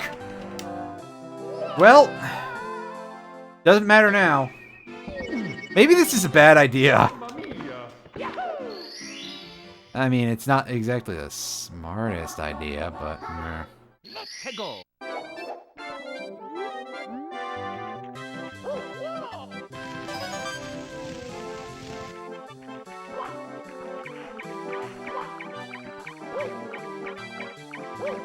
Yeah.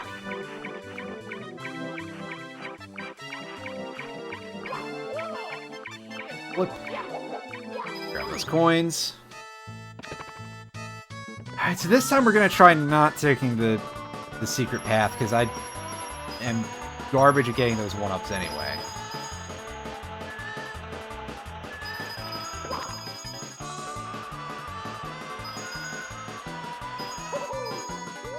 I'm not super good at getting the... Yeah. Oh, right, the pea balloon from Super Mario World. Oh boy, that thing.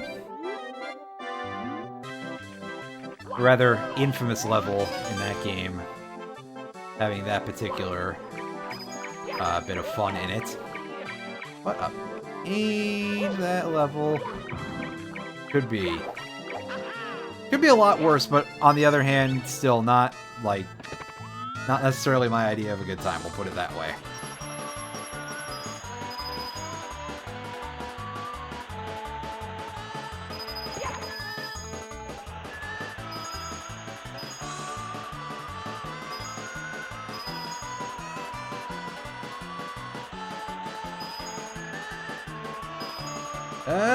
Fuck. Oh, that's a gross turn.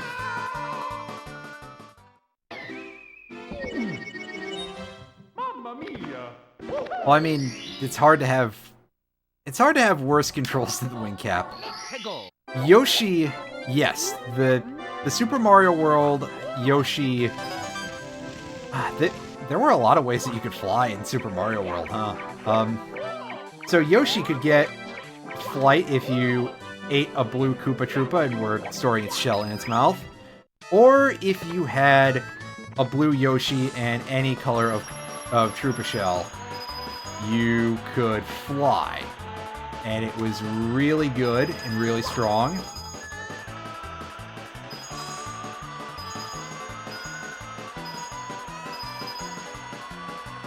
And that's why it was always a priority for me to go unlock Star Road 2.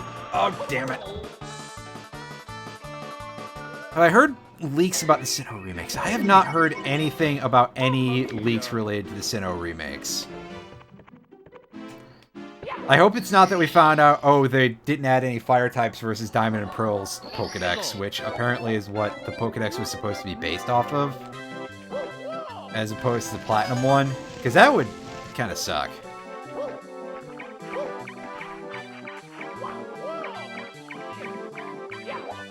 Yeah, Yoshi could turn into a helicopter in Yoshi's Island. Yoshi had a lot of really fun transformations in that game. Yoshi's Island in general is a very fun game. Even with the constant baby crying noises. Fuck! Damn it! Okay, maybe I just have to skip those 2 coins. Unfortunately, I'm going to forget by the time I get back there.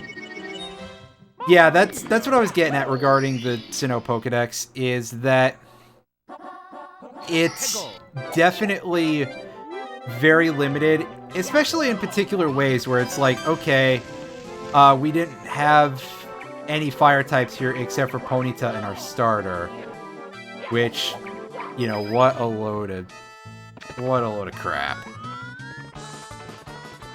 So, what else is the deal? What's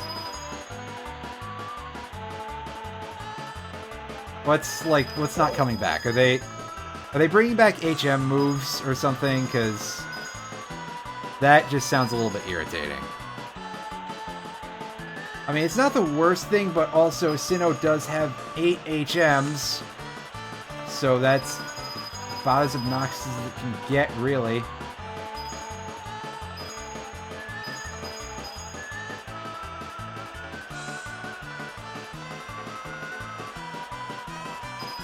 Okay, yeah, so skipping the shortcut is pretty much essential to getting max out coins here.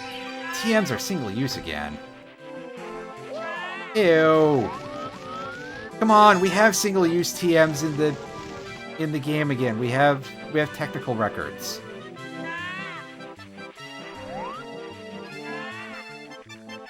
That makes me wonder, or at least hope, I guess, that the TMs are going to be pretty well loaded with good moves. It's probably not going to turn out to be the case that we get anything super disgusting there, but I would certainly like to hope that we have a nice set of TM moves on that basis. Because, you know, that would be a balancing factor, right? In theory. It's like, hey, you're... I mean, that's how it goes with technical records, is that you... Oh, crap. I say, is there an easy way up to that blue coin switch?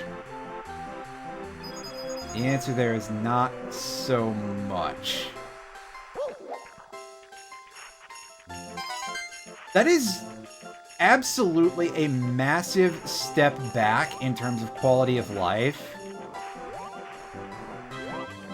Because... yeah, I mean...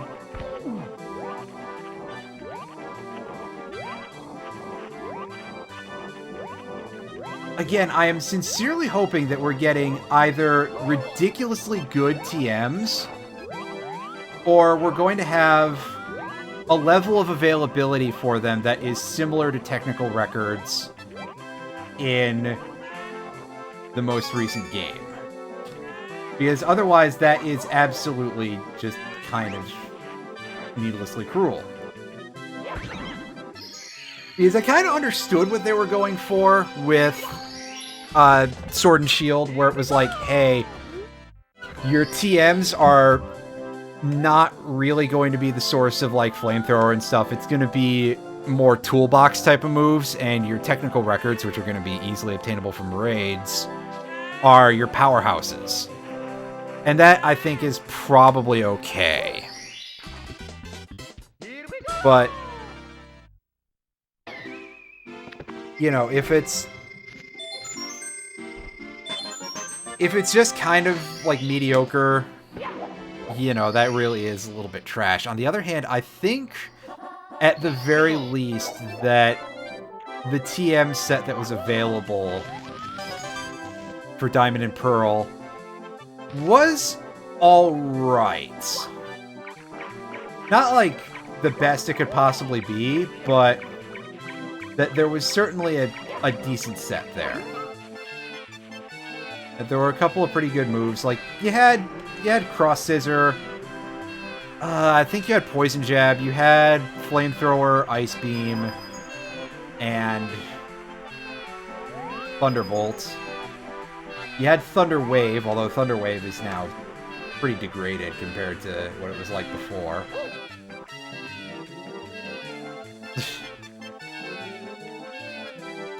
Well, yeah, I mean, that's a pretty big step backwards. That's like 10 years back that they're going in terms of history there, because we had reusable TMs as far back as Black and White.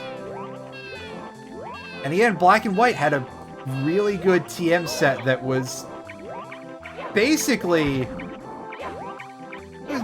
the one from the Sinnoh games, just with more stuff and a couple of things that were useless, like Flash taken out.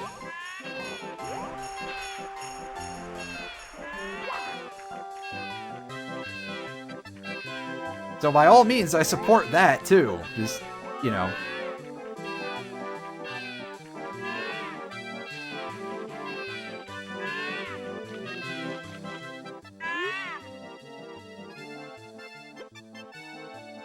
Oh, I do have this star. Yeah, okay.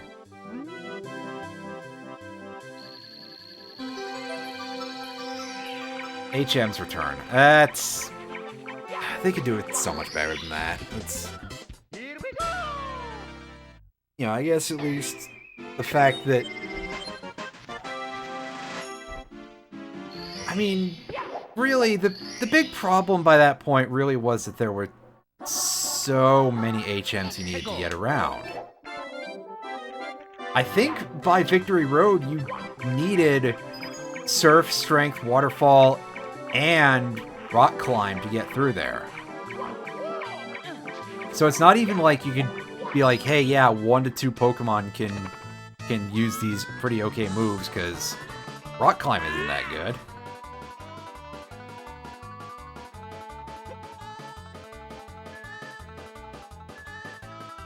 This penguin race, by the way, this isn't very good. I haven't been focusing on it too much, but this is rough. Thankfully, we don't have to even think about coins anymore, but we do have to go down the slide. And using the shortcut is a hit and miss thing. It's the same TM and HM set as Diamond and Pearl. They're... That... Come on, there's been so many good moves that have been added to the game since then. Plus, I mean, the addition of the Fairy type. You're gonna sit there and you're gonna be like, hey, yeah, we're not going to make Dazzling Gleam a TM anymore. What kind of a stupid fucking idea is that? Defog is obnoxious because, I mean, on top of everything else, Defog has the worst condition that it removes compared to Flash. However, defog does have the ability to clear the field of stuff, so I kind of like that functionality of it, although I wish that it was applied to more things than a partial version of it being on Rapid Spin. Let's go. Or the addition of the screen cleaner ability on the new Mr. Mimes. So it's just like, you know, why? That makes me think also that they haven't done anything about the deep mud in the swamp area, or this penguin race sucks, in case I haven't said that already. That makes me think that they haven't done anything about that, or the deep snow, the road up north, or really done real quality of life changes to any of the multiple issues that Sinnoh had as a region that made those games not fun. I guess at least the interface can't move as slowly as those, right? We can't possibly be sitting there for like an hour and a half watching Blissy's health bar drop, or it was obviously much less time than that, but still. Alright, so I don't think we're going to get away with having cheated here.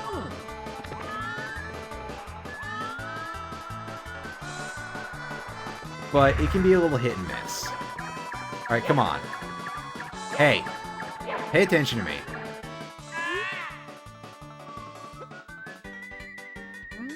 Yeah, okay, fine. We're not allowed to use the shortcut.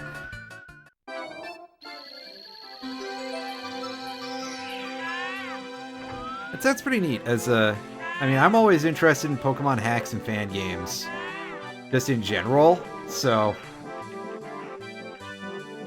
I support this decision.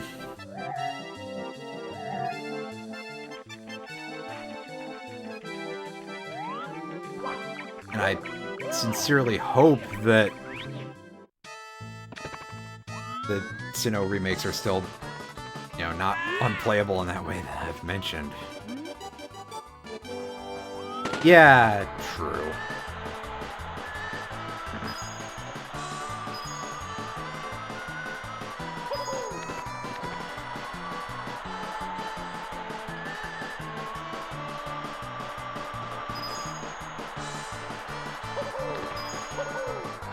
Also, of course, this being a,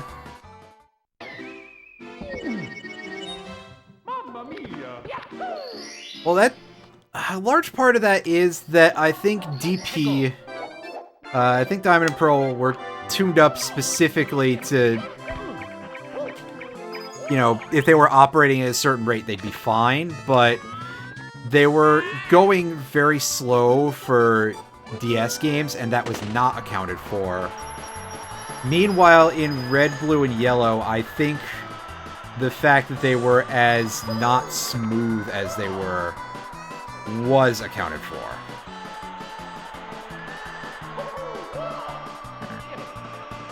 Anyway, this guy's not going to let us win once again, because this is kind of the worst thing ever, but I guess at least we didn't die. Never mind. Oh, neat. Take a look at that at some point. Yes.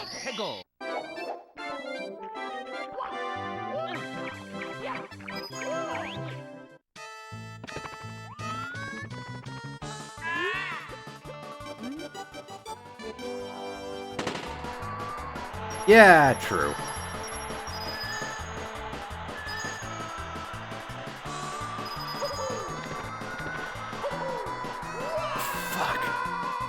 This a lot, which I think I've said a couple of times at this point, but also, wow, just wow. This is real bad. Maybe I should do a different star, but also I really want to get this damn penguin race done.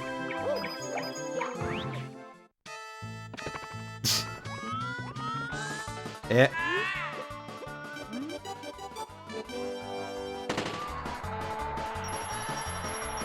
Jackass gives himself a head start, too.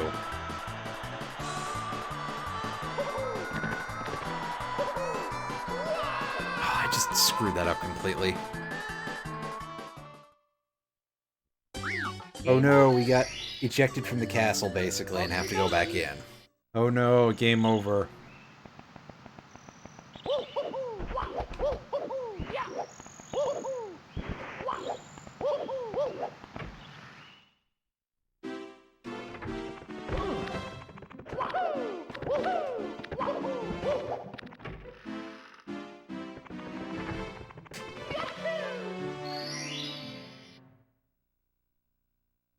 Let's go. And this is not the only sliding star in this level that really sucks, by the way. We also have to deal with Snowman's lost his head eventually.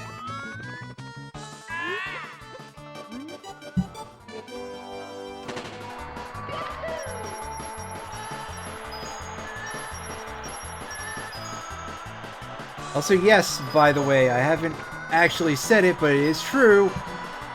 Good old N64 racing rubber bands.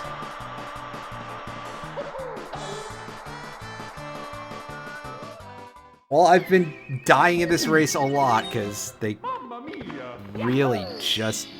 They probably shouldn't have made this kill you. Let's go.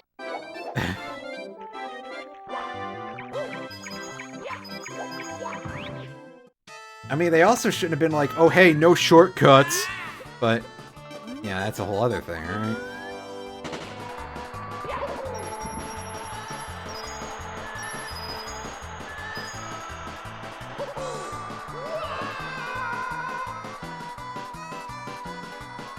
Oops, right underneath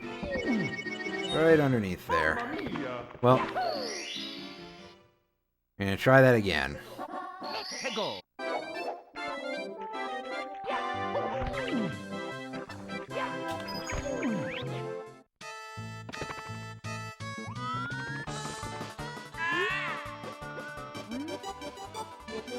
Yeah, the rubber band is strong here, that's for sure.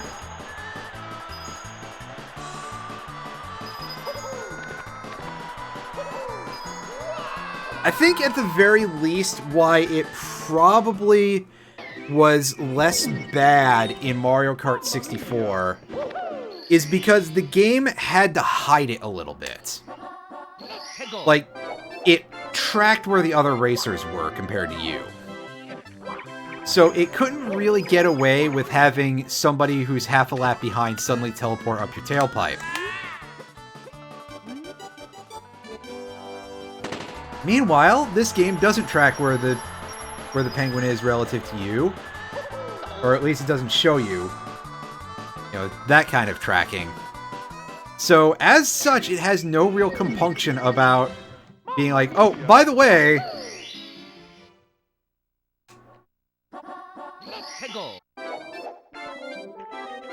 And you get there to the end and the penguin's just like, oh, by the way, Mario, I lapped you like 6 times, bud. And you have no way of proving that.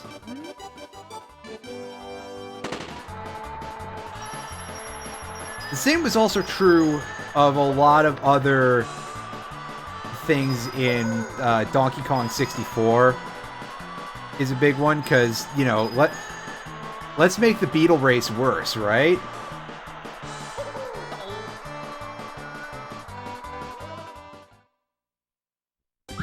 Game over. Okie dokie. That Beetle race fucking sucked. Oh, both of them did, but one of them was objectively worse. It was the one where you were Tiny Kong.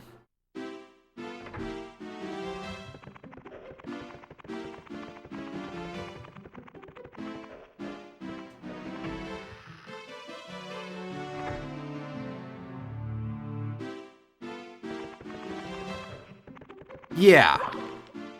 It was not disgusting. Let's go.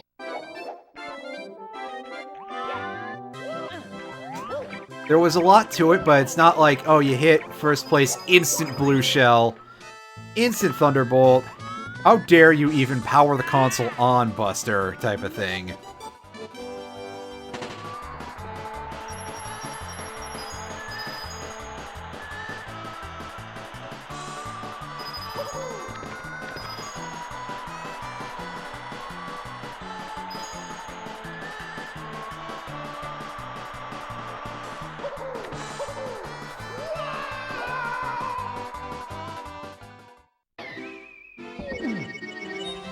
Mamma mia!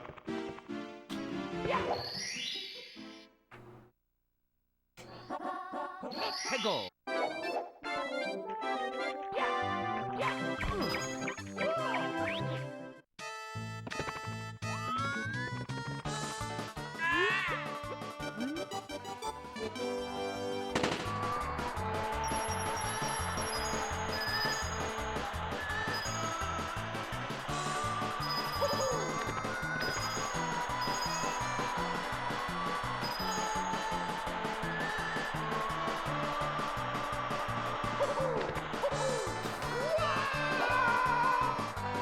Crap. Mamma mia! Yep, that's it, Lirs. That's the entirety of,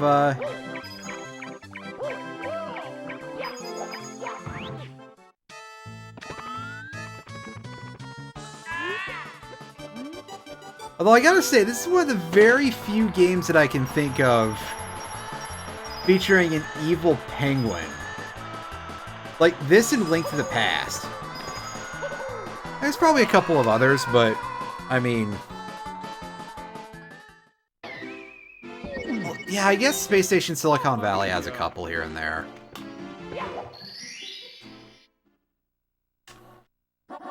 Let's go!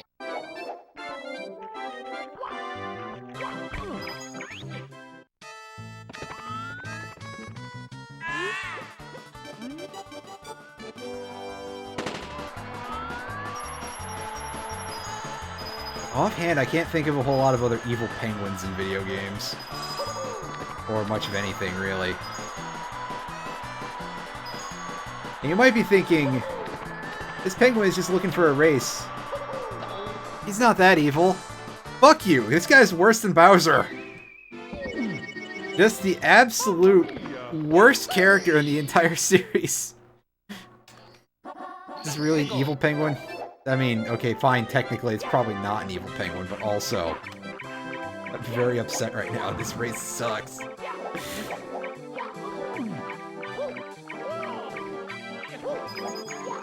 Why is this like the 4th level, actually? This place is really hard compared to even quite a few later things. I'll take Hazume's Cave over most of this. That's not a thing I should be saying, but...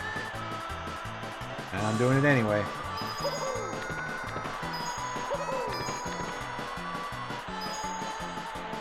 Oops! I did not mean to take the shortcut. Well, you know what? We get to miss 2 more 1-ups and... Oh yeah, King DDD, good point. Maybe I should have dropped down by the side or something. Alright, you. Give me your lecture. Yeah, whatever. You shoved me into it, you asshole.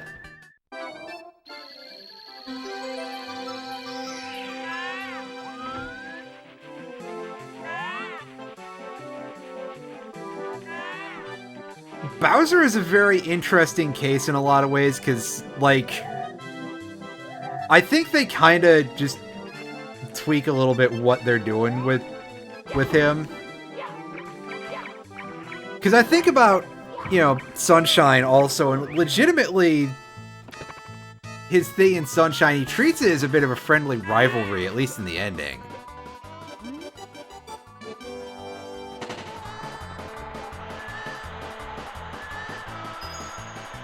And, you know, there's all the side games and everything, too, but we're not talking about that right now.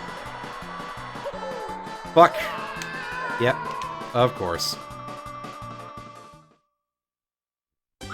Game over! Oh, we can do this. Can we click your nose? Yeah, you deserve it. Long jump at the start. I did try to do that, and it didn't help. The problem is I gotta get through the rest of the course. And I suck at that.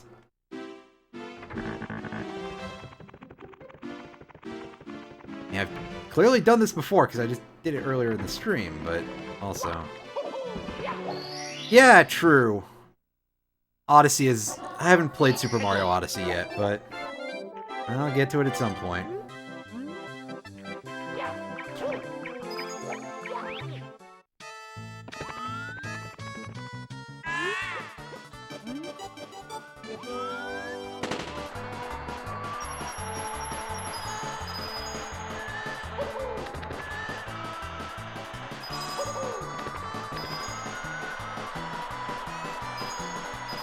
Even before gapping these turns counts as a shortcut.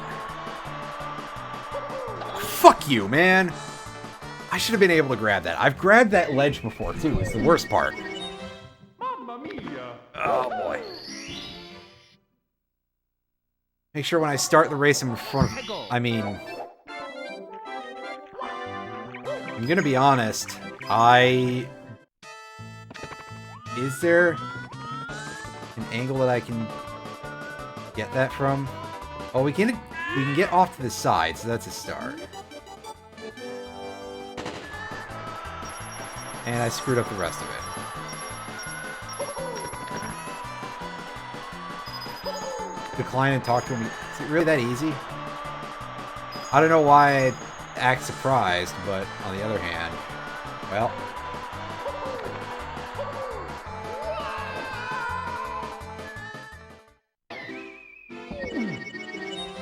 Mamma mia! This feels like one of those things that was designed by one of those people who built a roller coaster tycoon theme park. Specifically, just like the first thing they did with it was... Oh, I was mashing B and it confirmed. Okay, sure. It was designed by the Titan EX team. Oh, Jesus. Now that's just mean. Probably not wrong, but yeah, somebody who was like, who got Roller Coaster Tycoon, and the main thing that they did was they made roller coasters to kill as many people as possible. Which, I mean, listen, I'm not here to knock anybody's hobbies or anything, but also... Mamma mia! I guess if you have a very specific set of skills... Go!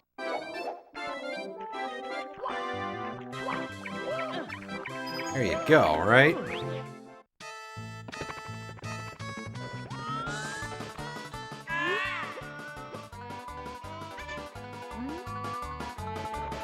Alright, buddy.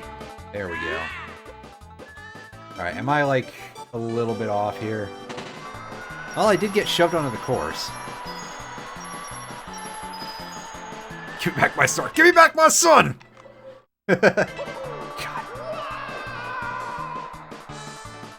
Ah! Fuck! No! I bet that wouldn't have counted, but still. And speaking of Titan EX, and, well, 14 in general, I got Black Mage to 70 earlier today. Hooray, I only have, like, 10 more levels to go of Black Mage, and then I can forget about it until after I finish Endwalker, and then I can be like, yeah, okay, I guess I'm gonna take you through Praetorium next time the Moogle Tomes show up.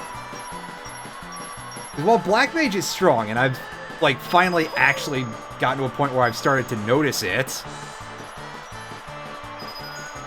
It's also a lot of, like, hey, look at me, I'm standing around doing nothing because my spells take as long as they do to charge up. And I have to move every once in a while because I'm an AoE magnet.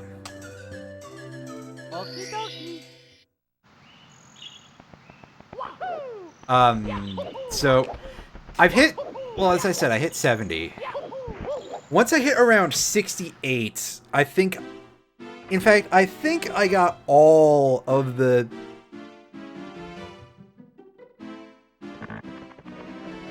I think I got all of the, like, really nice stuff that has been fun out of it for the last couple of levels at 68, which is getting enhanced freeze and the buff to flare or umbral hearts, whichever one it is, that flare consumes your hearts in order to reduce its mana cost to 2/3. So now I have an easy 2-skill rotation for AoEs. And it's just like, hey, the damage output from this is really good and it goes really fast.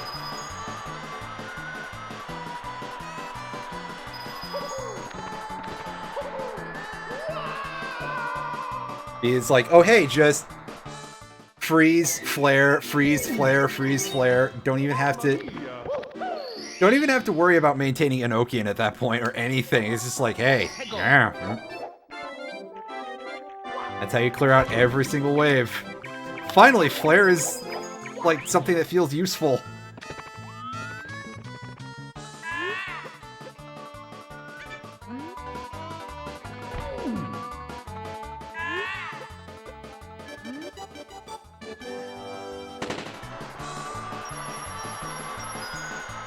Yeah, I guess that would probably also work. It just would be very slow. So I guess it depends more on, like, if I'm going to be the one who's, you know, doing the bulk of the damage, I guess, or something, because once you fire 3, it's then like, hey, I've got to either swift cast or triple cast, flare, and I don't know, it always feels a little bad because the flare, you can't store your triple casts.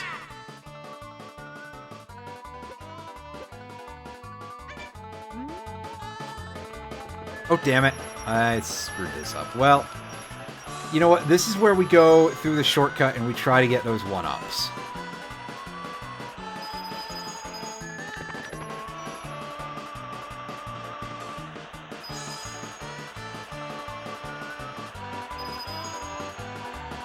I mean, yeah, I guess I could just use items. Imagine using items in an RPG.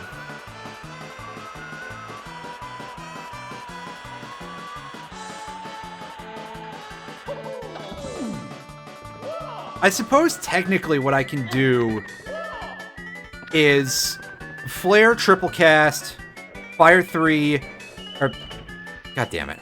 Freeze, triple cast, fire 3, flare, flare, and then just transpose and rotate for a bit.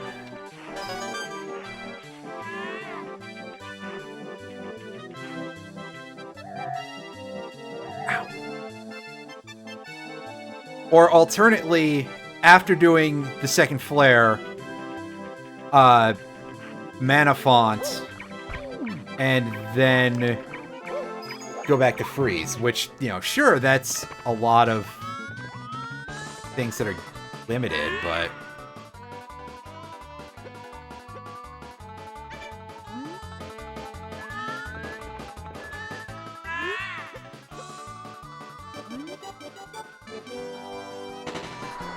like, it definitely seems like there's a lot of options. I just enjoy the idea that you can just go freeze, then flare, and just do that as a dirt simple rotation. And it's really fast Mamma mia! to actually get stuff going.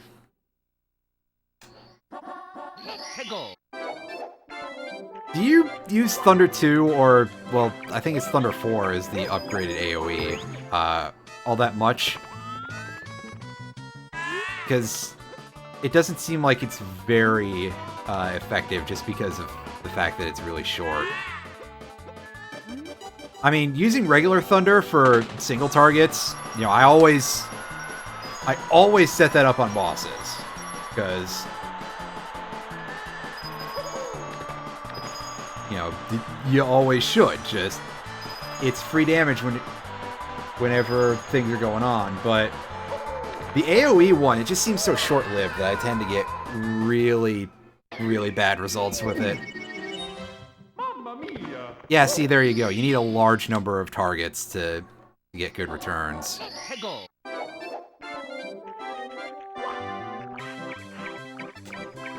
Unless you sharp cast, I guess that'll do it.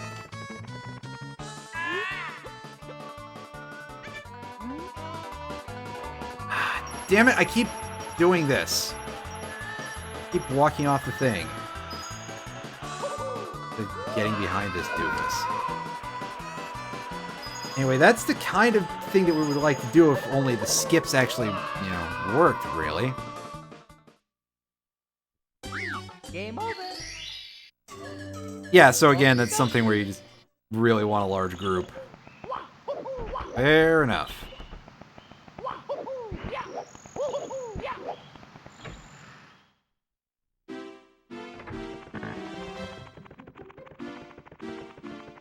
Otherwise, I'm at least, like, getting pretty good single target damage, which is nice.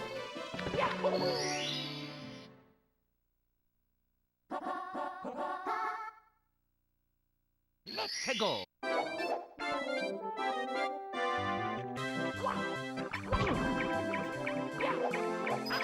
Yeah, that'll work, too.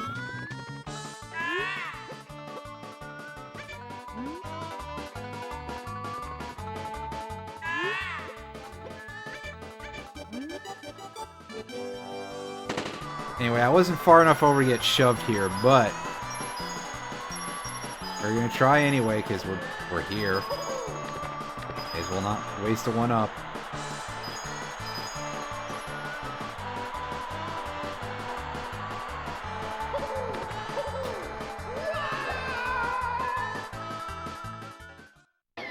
I mean, it turned out to be a waste anyway because we screwed up on that turn so badly. One is just... That one corner is just absolutely the worst. And it's like, hey, I don't necessarily need the shortcut to win the race easily. I just want it to be able to skip that fucking corner.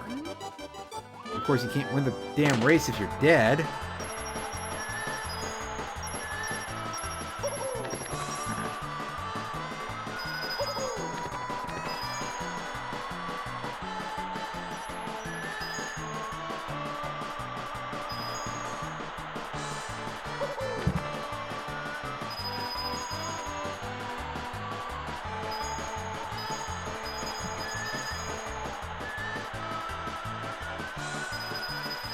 Got it.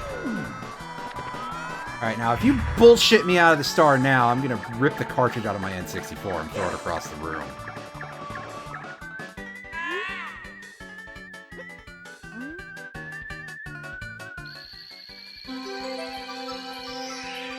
Okay, cool. I don't have to actually do that. Here we go!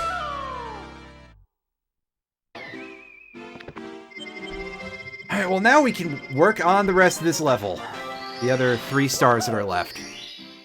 Thankfully, at least one of them is quite easy. Frosty Slide for 8 red coins, I believe, is not hard, but I don't remember where all the coins are. So it may turn out to be a fucking disaster pretty soon.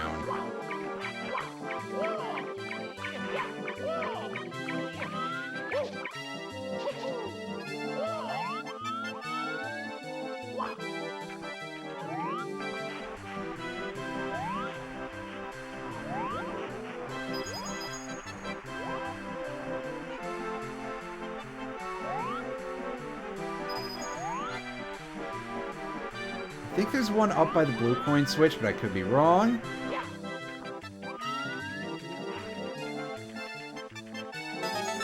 There's that one.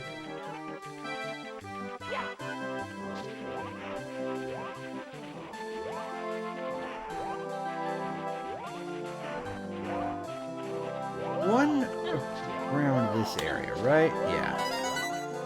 That one. Alright, so we don't even really have to negotiate with the bomb, I don't think, because there's a shortcut down to the last star, which is what you would use the cannon for on this level anyway.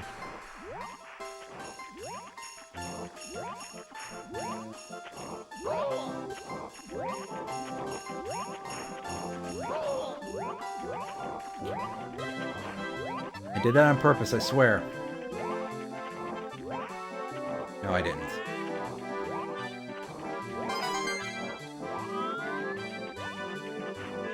Okay, well, now that that's done.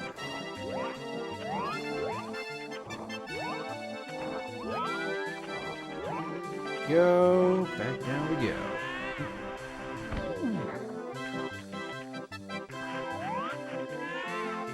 There's a red coin here.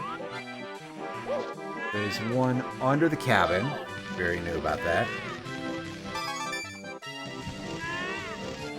There's one over this end of things, right? Yes.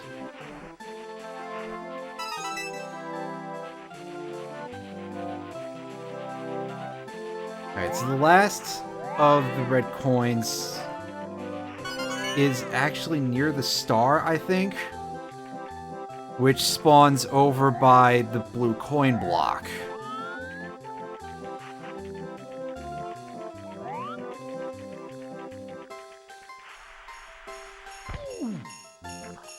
Oh, that has me quite nervous. The area goes here.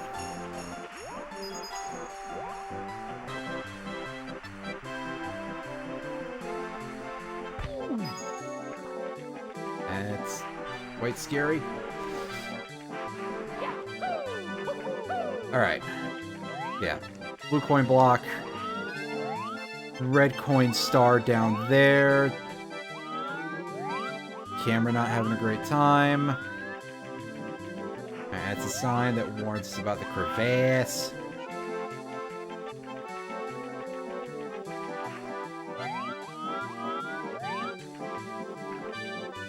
It's not hidden behind the ice pillar, is it? Oh god, I think it's hidden behind the ice pillar. Which is not at this particular...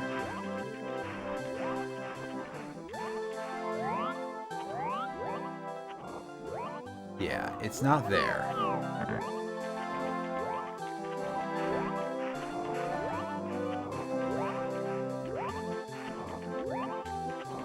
I'm behind these snowmen the wrong way. This one, anyway.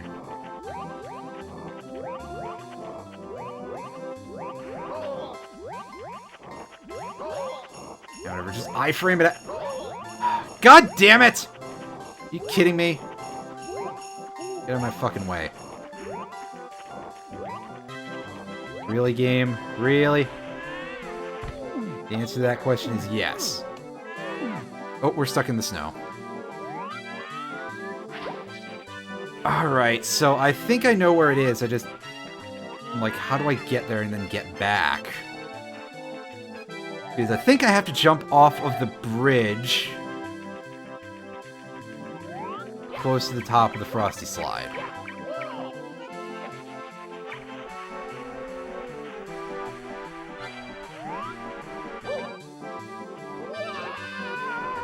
Yeah. See, there it is. Okay, so getting to that from here is, or getting to the star from here is not too hard, I don't think. It's just on the other side of that broken bridge, which I probably should not try to long jump, but we're gonna do it anyway. Well, okay, we're gonna make sure there isn't a warp here, I guess. Alright. So now comes the fun part where we try to long jump this. Somehow we got away with it, okay. I was fully expecting to eat shit there. Because at this point, well, I would 100% believe that I would fall short or that I would bonk on the incline or something. And now we get to probably my least favorite star in the early part of the game. It's worse than the owl, which we still haven't done yet. It's not accessible the way I went.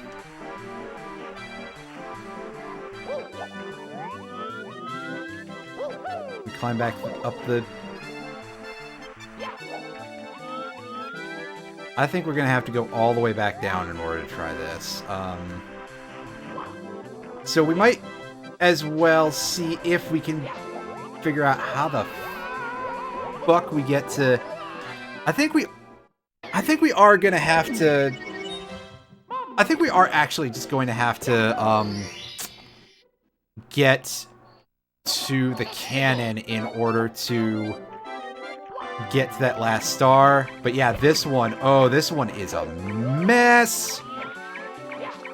I don't necessarily object to what they were trying to do, but it doesn't work very well. I need a good head on my shoulders. Do you know of anybody in need of a good body? Please, I'll follow you if you do. And away it goes. And now, this is not easy to do. You have to get out in front of this thing, and typically, you basically have to guide it this way. If you take a skip like that, it is generally not going to do what you want it to. Yeah, see, it just rolled off into oblivion. And if I recall correctly, if that happens, you're up shit creek and have to restart the level, or die. You cannot just warp back to the top of the hill and have a new snowman body ready for you. So here's what we're gonna do. Because of that, we are going to not actually be able to access that from this side. Okay, we need to get on the... We have to get on the ski lift in order to get it to move. It's basically a ski lift. Or it's conceptually similar to a ski lift. Anyway, what we're going to do with the rest of this try is we're going to try and get the pink bob-omb to open the cannon for us. Because you see that cliff over there, that's where our last star is going to be located.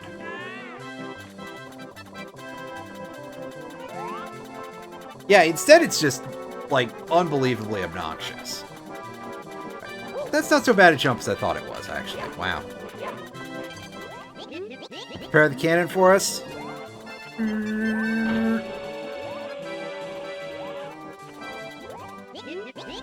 Yep. So, since we didn't get that, we get back on the ski lift as it's coming down. It's not literally a ski lift, but it's, again, a similar concept, really. It's a type of diagonal elevator. It's in a cold place.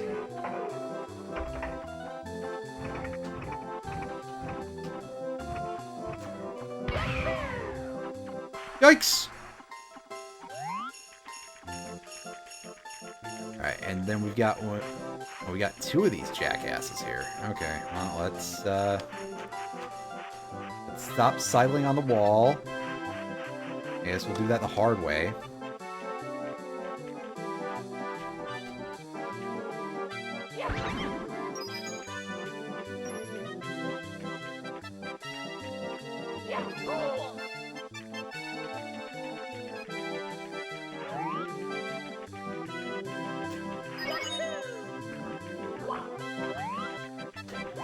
Alright, so this is the part where I believe this is the first time in the game where they really expect you to do a triple jump.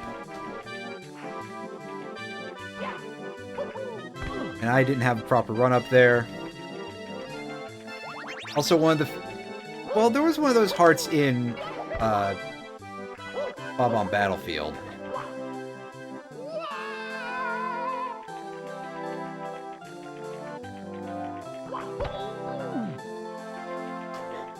Yeah, you can just... You are... They're sort of expecting you to do a wall jump, but I think to get the height for the second one, they're really expecting you to do the triple jump here. Or I'm fucking it up. You probably can get it off of the side jump. I think that probably would give you enough height. In fact, I'll try that in a second here. Nah, not quite. Maybe if I did it closer to the edge.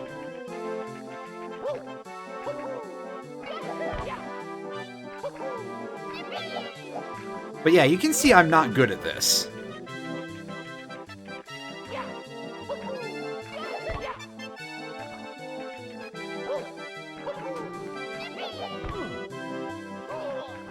Like, I screwed up the timing there just barely.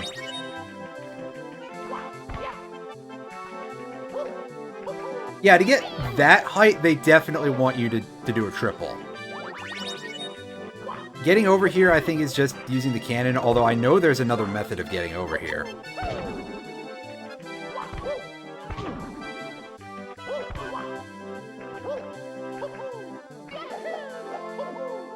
They really want you to get on that edge, too, in order to get the triple, in order to get the full distance for that triple jump.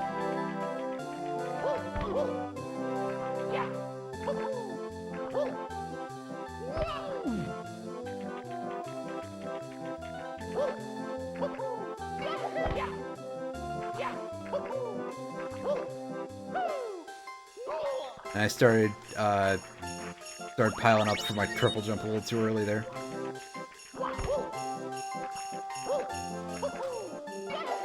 There we go. Alright. So, yeah. As Lakitu gets stuck in a fucking wall. Amazing, I uncrawled. Great work, game. And I'm blaming the game for that one, because I did not let go of that button. I think it's because I like, changed height. I probably could just long jump over it. And it would be perfectly fine.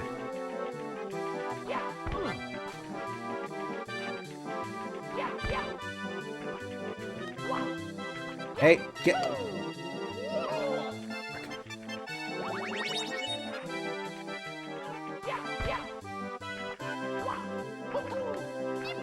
Ah! Damn it!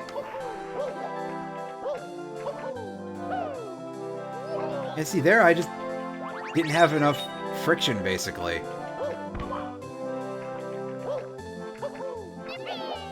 Where am I? Oh, God! Wow, that angle was bad on that last one. Whoops. Don't go that far out or you'll get fucked. Oh, well.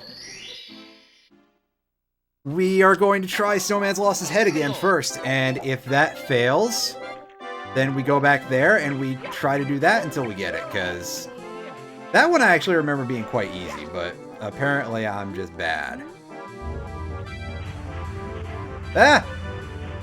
Fuck you.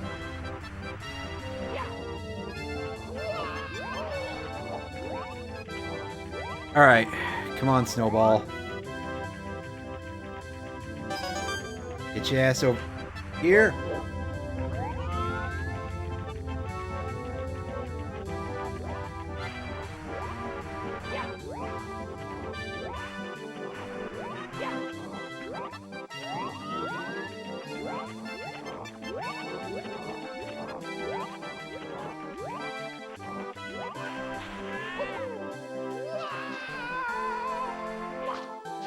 Quit sliding around so much in the snow, Mario. Sheesh.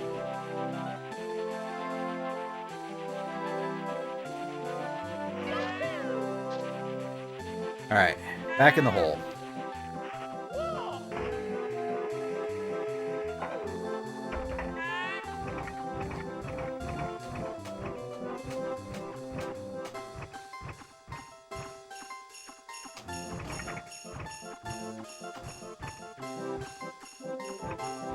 That's too low.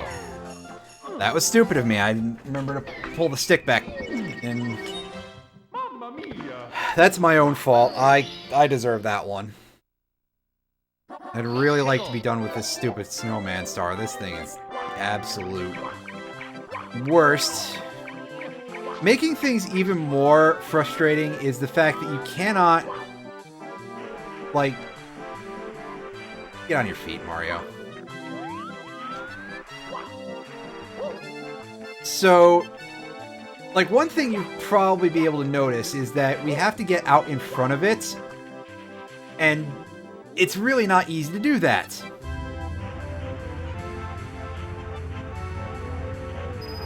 If I recall correctly, if you get hit at all, or if you drop off from the path, that ruins the whole thing.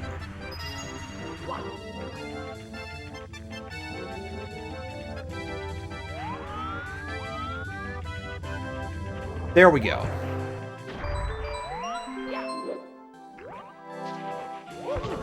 Basically, the trick is that you get out in front of it to begin with and don't get blindsided by it rolling because it doesn't wait for you, and you can get away with it.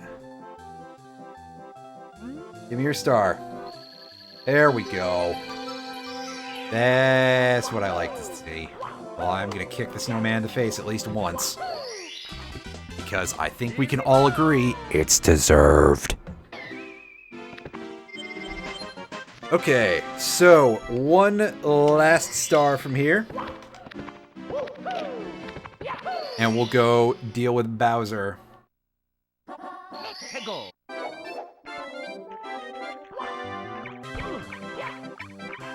In fact, I don't need to take the full slide. I can just...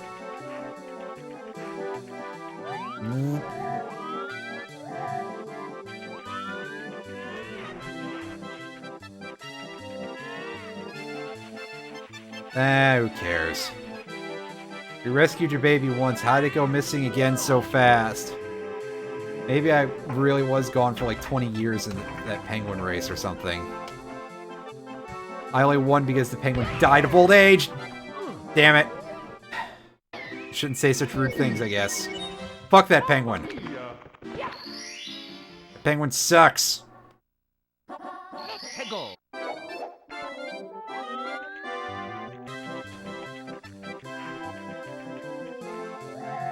Drop that penguin off the side. If only I could drop the sledding penguin off the side. I'd probably just rubber band back up. Egad. The guy who made Flood and the Ghost Vacuum in Bowser Jr.'s paintbrush for some reason. What's up with Professor Egad playing both sides? That's so weird. I know that it's like, why are you overthinking the plot of a Mario game so much? But on the other hand, like, you ever just think about it and be like, that's a weird thing for them to write. Sunshine was weird in general. I mean, we said that already, but Sunshine was weird. You can ground pound them. And you don't go... Interesting. I've never thought to do that even, so... Also, that was a really bad long jump.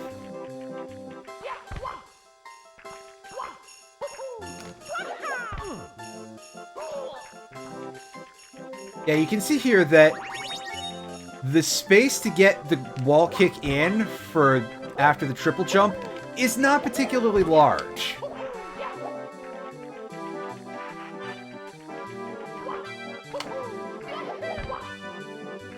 Okay, phew, and thank fucking goodness. Alright, give me a camera angle, buddy.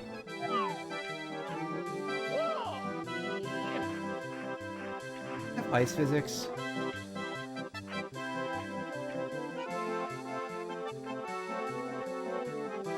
I don't know if that was explained anywhere that Bowser Jr. stole the paintbrush. I mean, I think it's still a very weird thing for Egad to make in the first place, but... Here we go! Would I have been able to make the long jump? Yeah, I probably could have made the long jump. There we go. That is the last star from Cool Cool Mountain. Let's go and find out about what's the deal with Bowser. I crawled the last time and I screwed it up. I think because I just probably accidentally stuck myself a little bit too far off the edge. But it definitely looked like I stood up, so either I let go of the button by accident or I changed height or something. It's a neat effect when you're fairly young.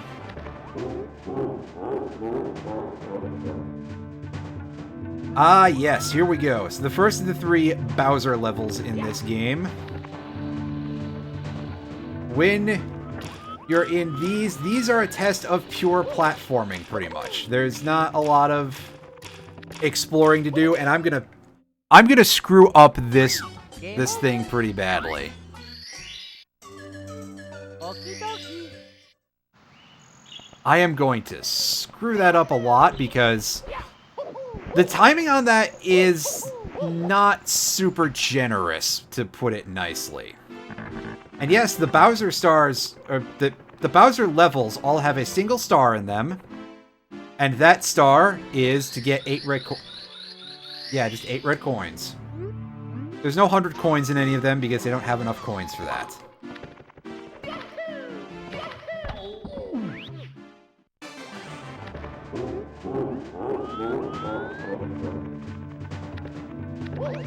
This might take a moment.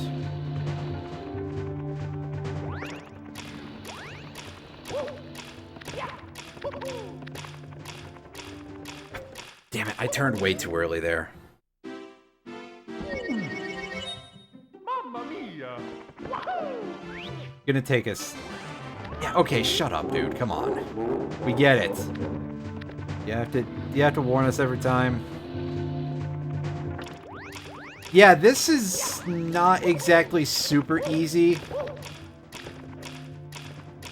A lot of the time it is just getting to stuff like that and then getting back.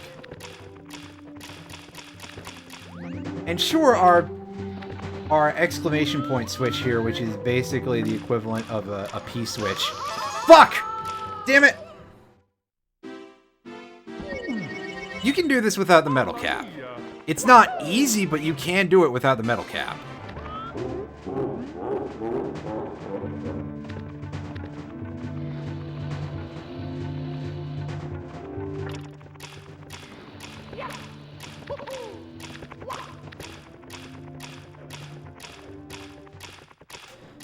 Yeah, see, like I said, not easy.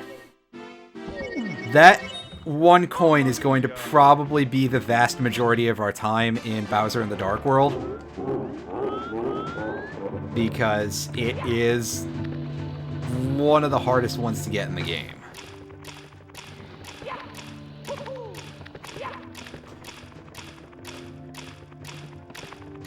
As you can tell by the fact that we've already died several times trying to get it. Alright, there we go.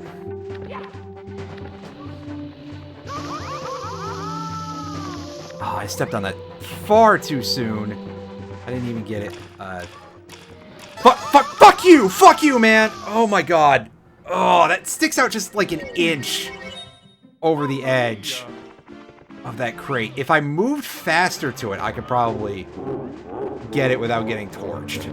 But, you know, the idea of me doing precision movements fast is a little bit laughable.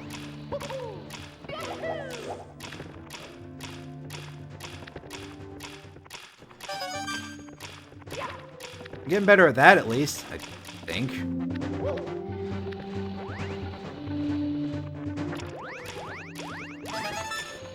Ah, fuck you, flamethrower. Alright.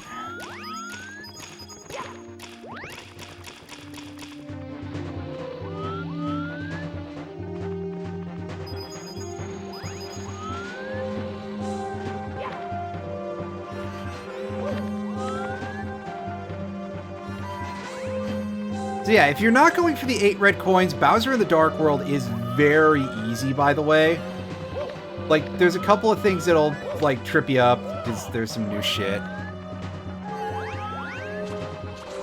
But not anything super awful.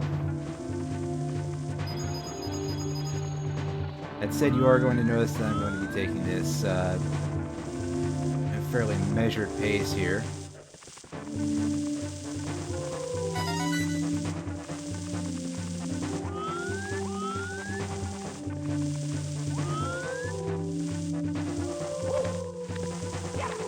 It's a little hairy scary there.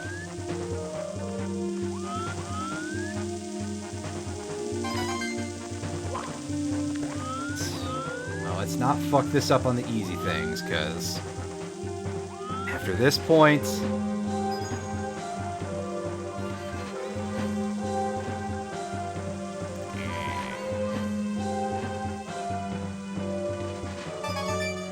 yeah, that I would certainly agree with. It's just that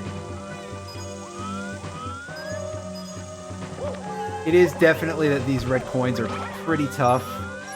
Like, here's a place where you gotta be real careful. I would say that maybe this is, like, second hardest, though, red coin-wise. And then, in terms of platforming, the others all increase at a slightly regular difficulty. Although Fire Sea does have a lot less instant death, which is, you know, cold comfort, really, when you consider that instead of instant death, that's all lava. So it may not be instant death, but it's gonna fucking hurt.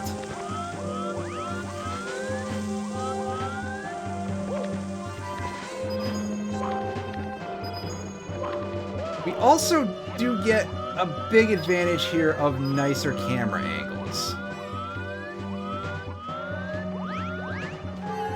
Yeah, I was gonna say, did I miss a coin? I did not miss a coin. I'm just kind of stuck here like, wait a second, how do I get to that one coin back there? And it's like this, it's pretty simple.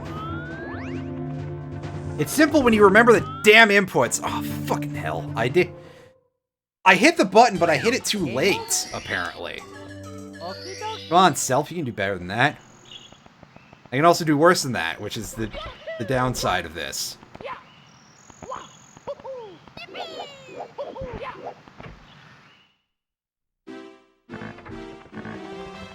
Yeah, but unfortunately, I don't think there's a metal cap in Fire Sea. Bowser in the Sky has got a lot of stuff going on, but I don't know that it's that hard. Red coins, however, quite a few of them are in some absolutely rat bastard places. Yeah, good for you, Bowser.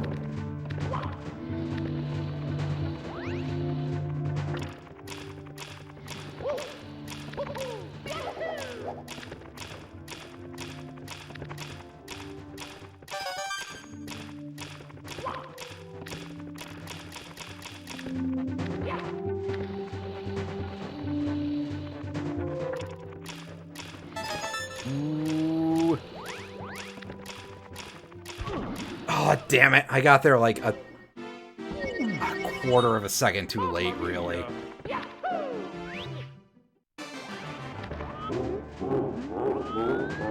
Yeah, so there's definitely ways of experimenting with it. Actually, I don't think there's a lava level with metal cap in there, is it? Not without the use of, you know, additional devices like that.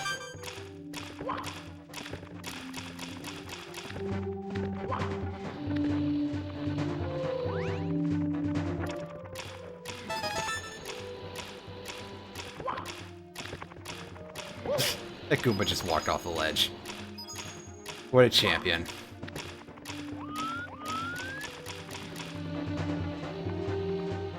So I think you need to replace those Goombas with something a little bit more frustrating for Mario. Maybe more Wigglers or something. Actually, I don't know, are Wigglers even, like, under his actual command, or they just happen to always be there and they cause problems for each other?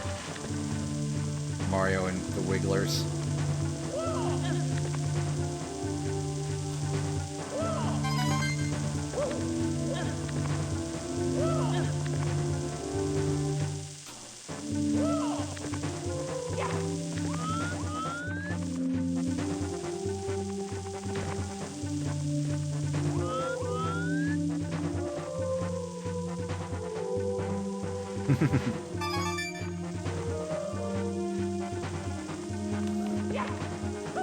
Woo! I almost fucked that up. I can't believe I got... And then at least I only fell back a little bit. That is a pretty incredible bit of me not dying there.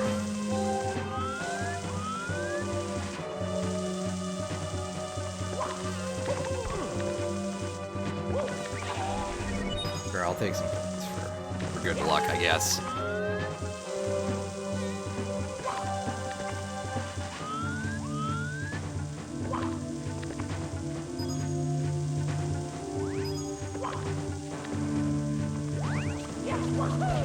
In the boot.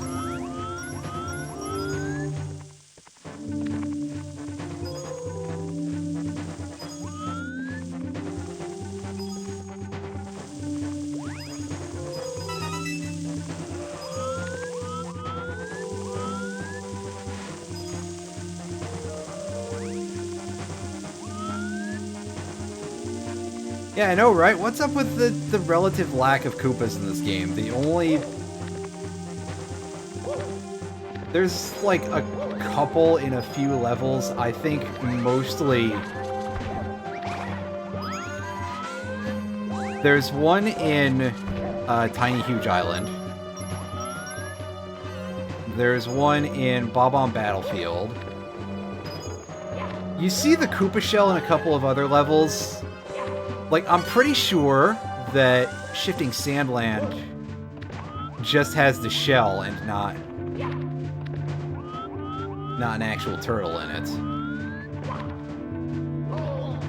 That's fine.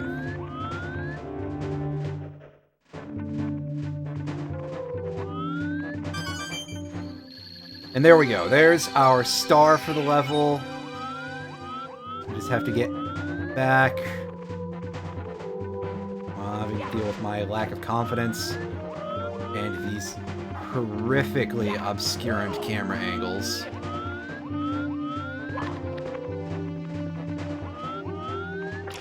This is more like it, though.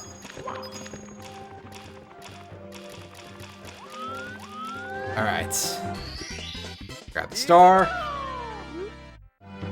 There we go. I want to save now? Yes. And this, by the way, it ended up shaking out this way because of some stuff that I decided to wait on anyway. But I was intentionally going to sandbag on collecting stars until I got to having this be the 30th here. That way you get this message that's basically like, oh, by the way, Bowser is gone already, right as I'm about to fight him. This is a matter of humor.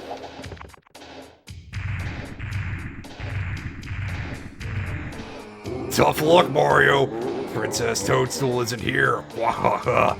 Go ahead, just try to grab me by the tail.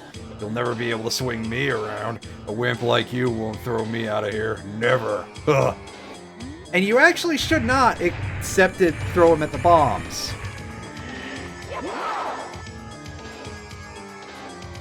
Getting started on the spin. Okay, yeah, so we gotta actually twist the control stick here.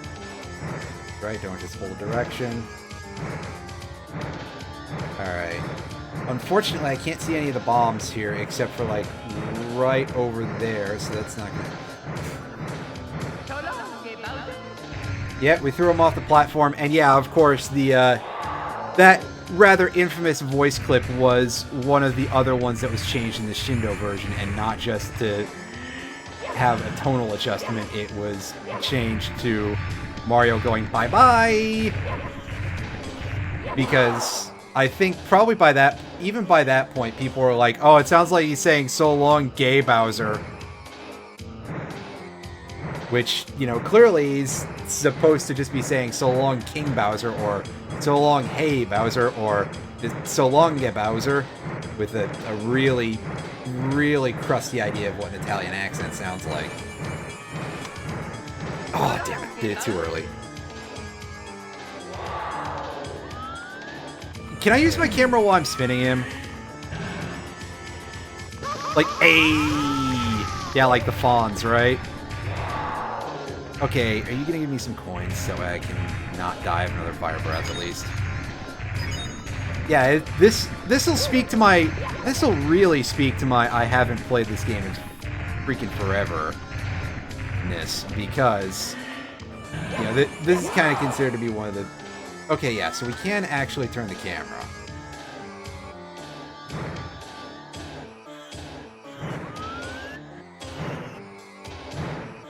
If you jump when you're on fire, you actually take more damage? What? That's weird. Oh, I was a little short there.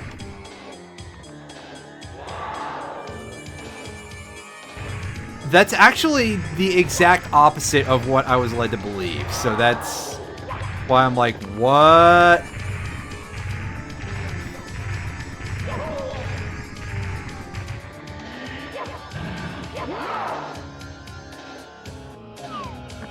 Alright, Lackitude, you want to give me an angle that doesn't suck shit here? That'd be super nice.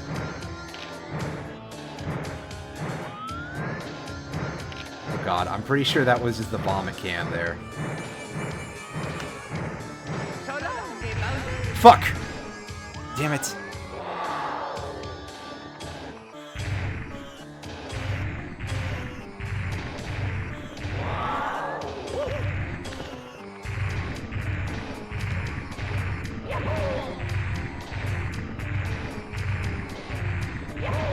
Oh yeah, trying to get in there for the sneak is not, it's easier to throw in melee. He sure is, isn't he?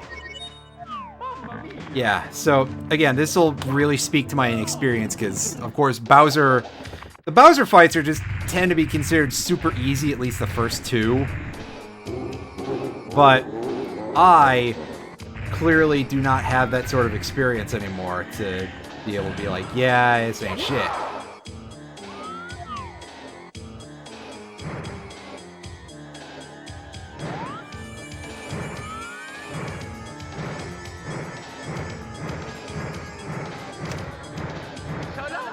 That is not the one I was aiming for, but it hit him in the nose anyway.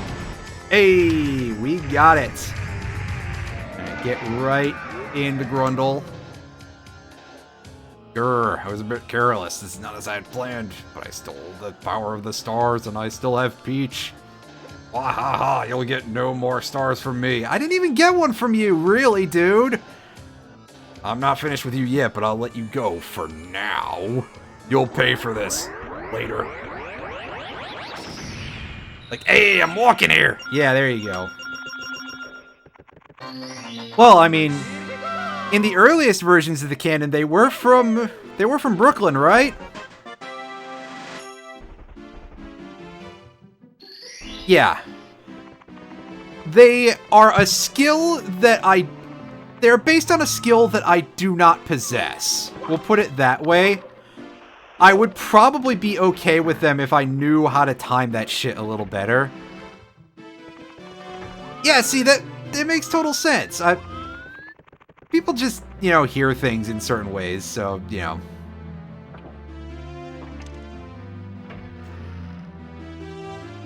Meanwhile, I'm pretty sure Nintendo was just sick of the whole deal and wanted to put it to bed, but I'm sure that changing it just fired people up more, because that's how people are.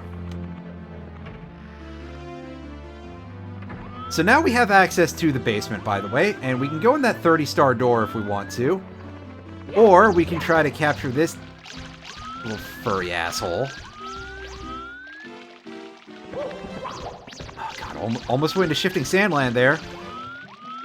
More like Shitting Shitland. More like Shitty Shit Shit. Or like, just like this fucking rabbit.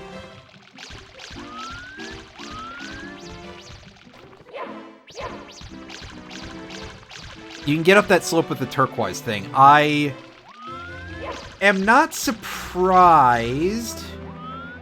Is that a thing that you can climb or not? Because I think that's actually one of the few number of things that... Oh my god, I picked him up and bonks and dropped. Thank goodness he didn't run away. Oh Jesus. Just jump backwards and jump lots. Gotcha.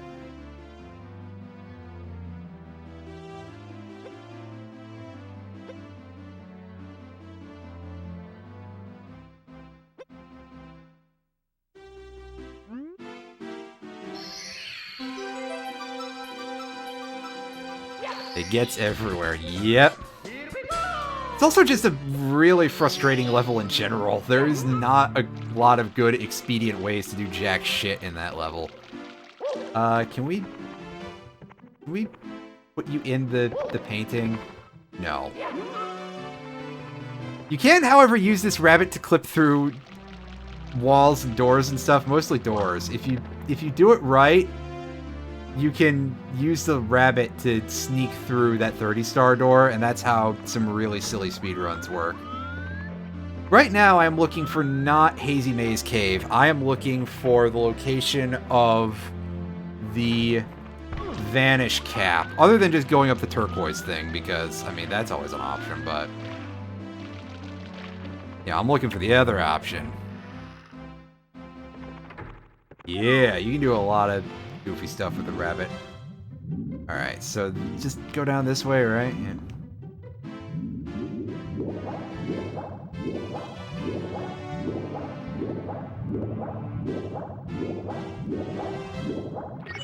So here we've got these two pillars that we can pound. Once we get on top of them anyway.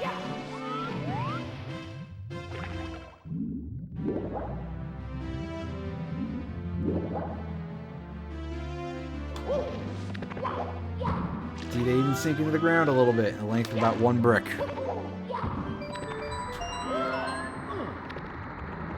And there goes the water. And here come the pretzels. Wait. Oh, that's something different entirely. Go down this hole, and we get the Vanish Cap. This is a course where you actually have to restart if you don't get all the red coins. I think technically with the Wing Cap course you could theoretically get through some part of it if you... yeah, like that. We just missed those, and there is... as you will see, this is too high of a grade for us to climb up. Or is it? Can we climb all the way back up this? I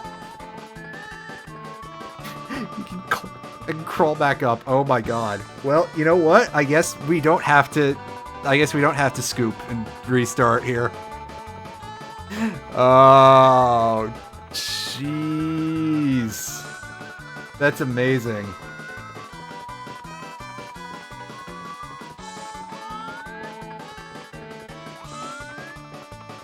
Unfortunately... okay, there we go. I was about to say, we can't crawl perfectly sideways? No, we can.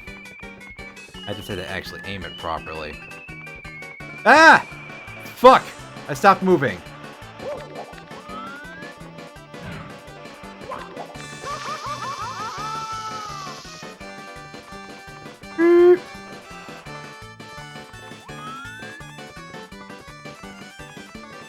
That was my worry, was that we were gonna go perfectly sideways and just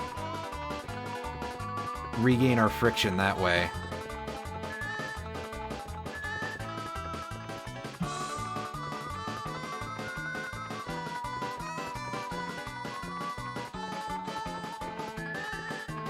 I guess we'll take a look at that next time we're down there by the fire chomp. At least I think those are supposed to be fire chomps. I seem to recall reading somewhere that those are indeed nobody's favorite from SMB3, the fire chomp.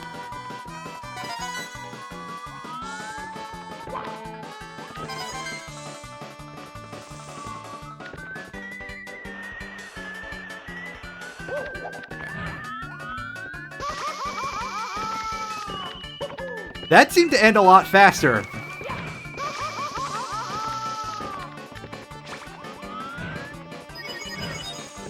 thought you said took more damage. We crash into the amp, because, of course. Is it only in specific versions that jumping around does what you were saying? Because it could be that there was some sort of mechanical shift in terms of the revisions. We already know, we already know that there were mechanical changes between the US and Japanese versions, because we talked about that earlier. Also, oh hey, I screwed up the course. Well, dang.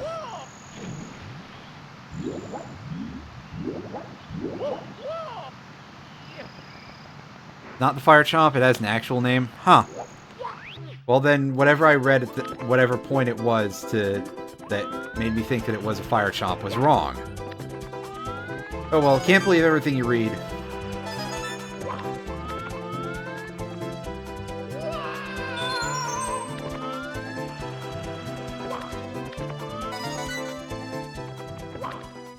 I do, however, know that the electric orbs are called amps.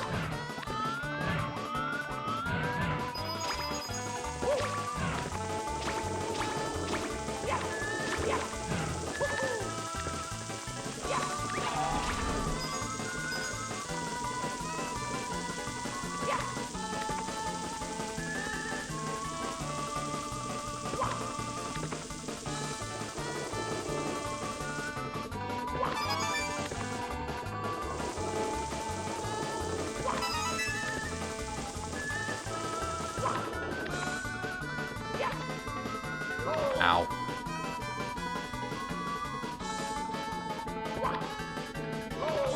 Ow. I'm okay. Probably.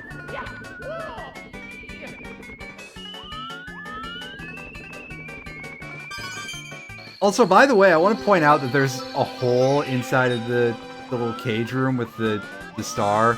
Other than the fact that you can walk through that fence with a vanish cap. On all sides. What a dick move.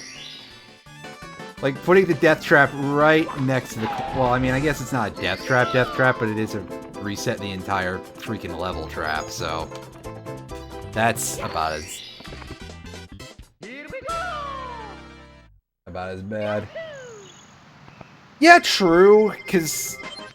But I feel like at least put a little bit more distance there to make it a little safer for idiots. Otherwise, it's just like, oh hey, hit the brakes real hard, otherwise you're absolutely fuckoed. And we've seen how I play this game. I need all the help I can get.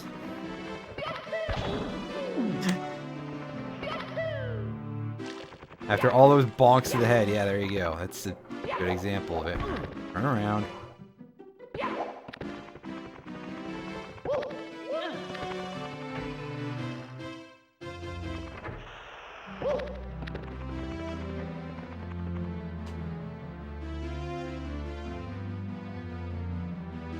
Does it say, can we get like a good jump backwards here?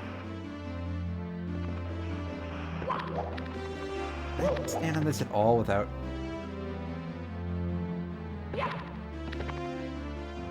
Long jump up and then just start...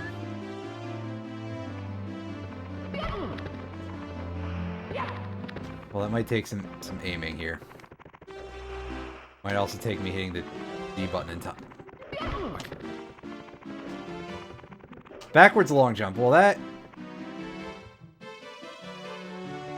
Let's say that I should be able to do. Or maybe not. I did it earlier.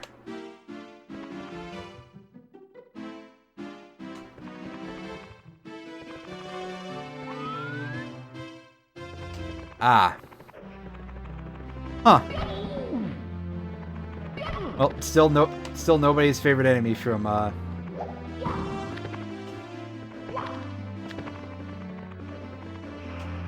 Let's try and do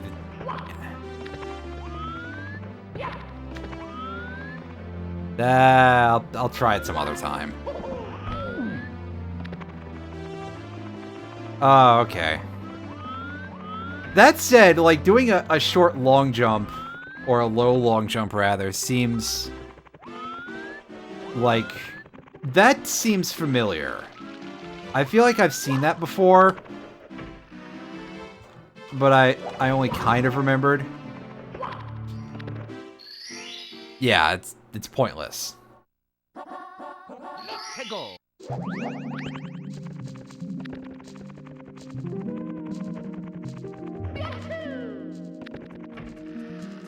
Oh right, there's a toad that I can go and talk to.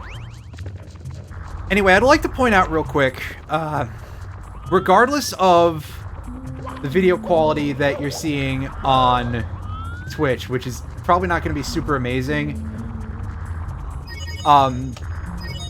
It is much darker on my television, so being able to see things at this level is probably going into ain't gonna happen chief territory. Let's see if I can't get this star real quick.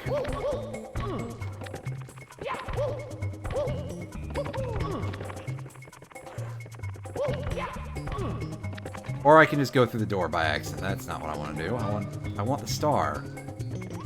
I want to watch for rolling rocks.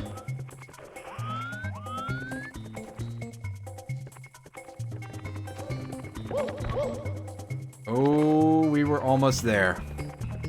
Just do the side jump? Alright, well.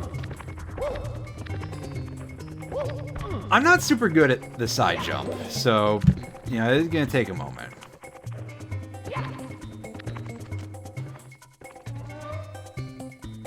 Especially if I...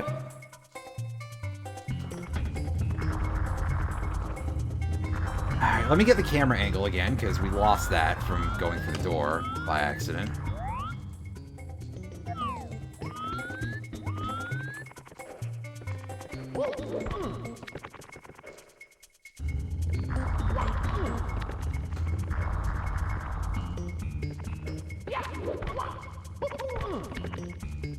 I'm on the other side of it, aren't I?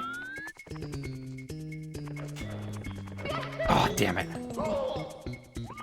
The short long jump would have been fine if I had the right angle. Unfortunately, I couldn't tell where I was going.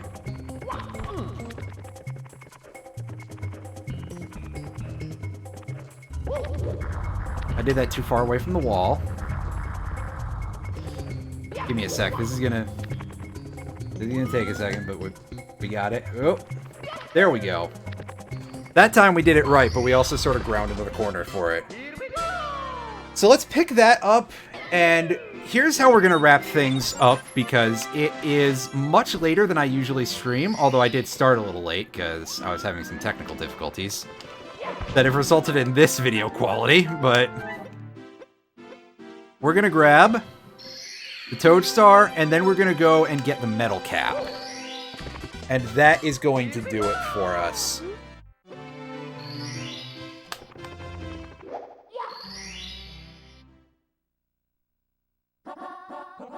Go.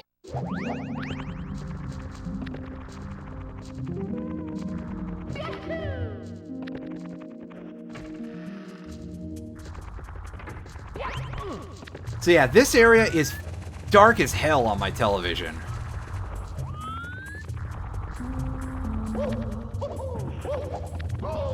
Ouch. That's okay, I didn't need those 3 healths. That's why I didn't go back and get those coins to heal up. You didn't see nothing. You can't prove it. Actually, yeah, you can. I have a CRT, but it's in the basement. I'd have to haul it, like, all the way back upstairs. I am currently situated on the 2nd floor, so I gotta... If I gotta get that thing out...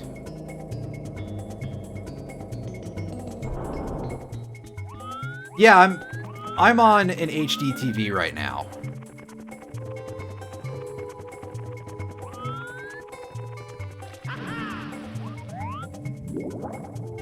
That said, if the CRT would be a smarter idea or something, in theory, I could probably, you know, finagle some help into possibly seeing if I can get that upstairs.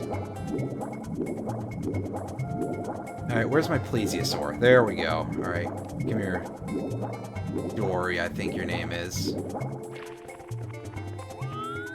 Alright, so as soon as we get up on the plesiosaur's back, she basically starts spinning in place, so we want to let her go for a moment. That is, if I'm remembering this right, anyway. I mean, I could be wrong about that, but I'm pretty sure that once you do that, she starts, like, turning a lot. It's not quite spinning. What I said is technically incorrect, but it is, like, a circular path. Alright. and you know, we do step 1 of Iron Sheik's finisher. We're not even going to talk about step 2 or step 3. And we get ourselves over here. Yeah. Alright. In here. Whoop. Drop into the same metal pool. And it's the metal cap switch course. Now with the metal cap, you are sturdy as fuck.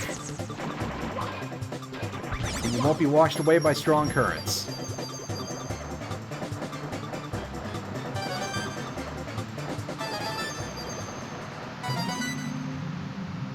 Yeah, like this one.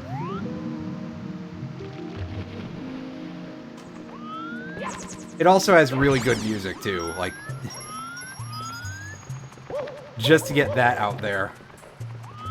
The metal cap music is really fantastic. Unfortunately, my performance in getting around that little bit of thin platform is not so much. There we go. That's better.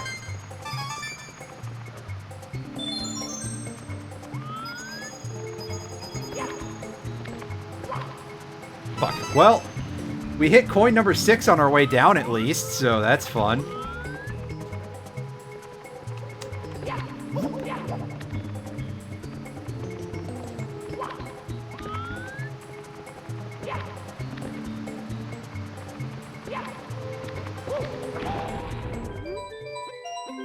Yeah.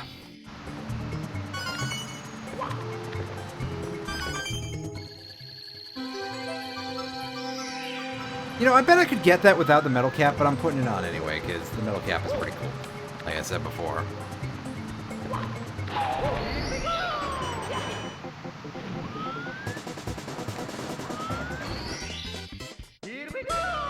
Alright!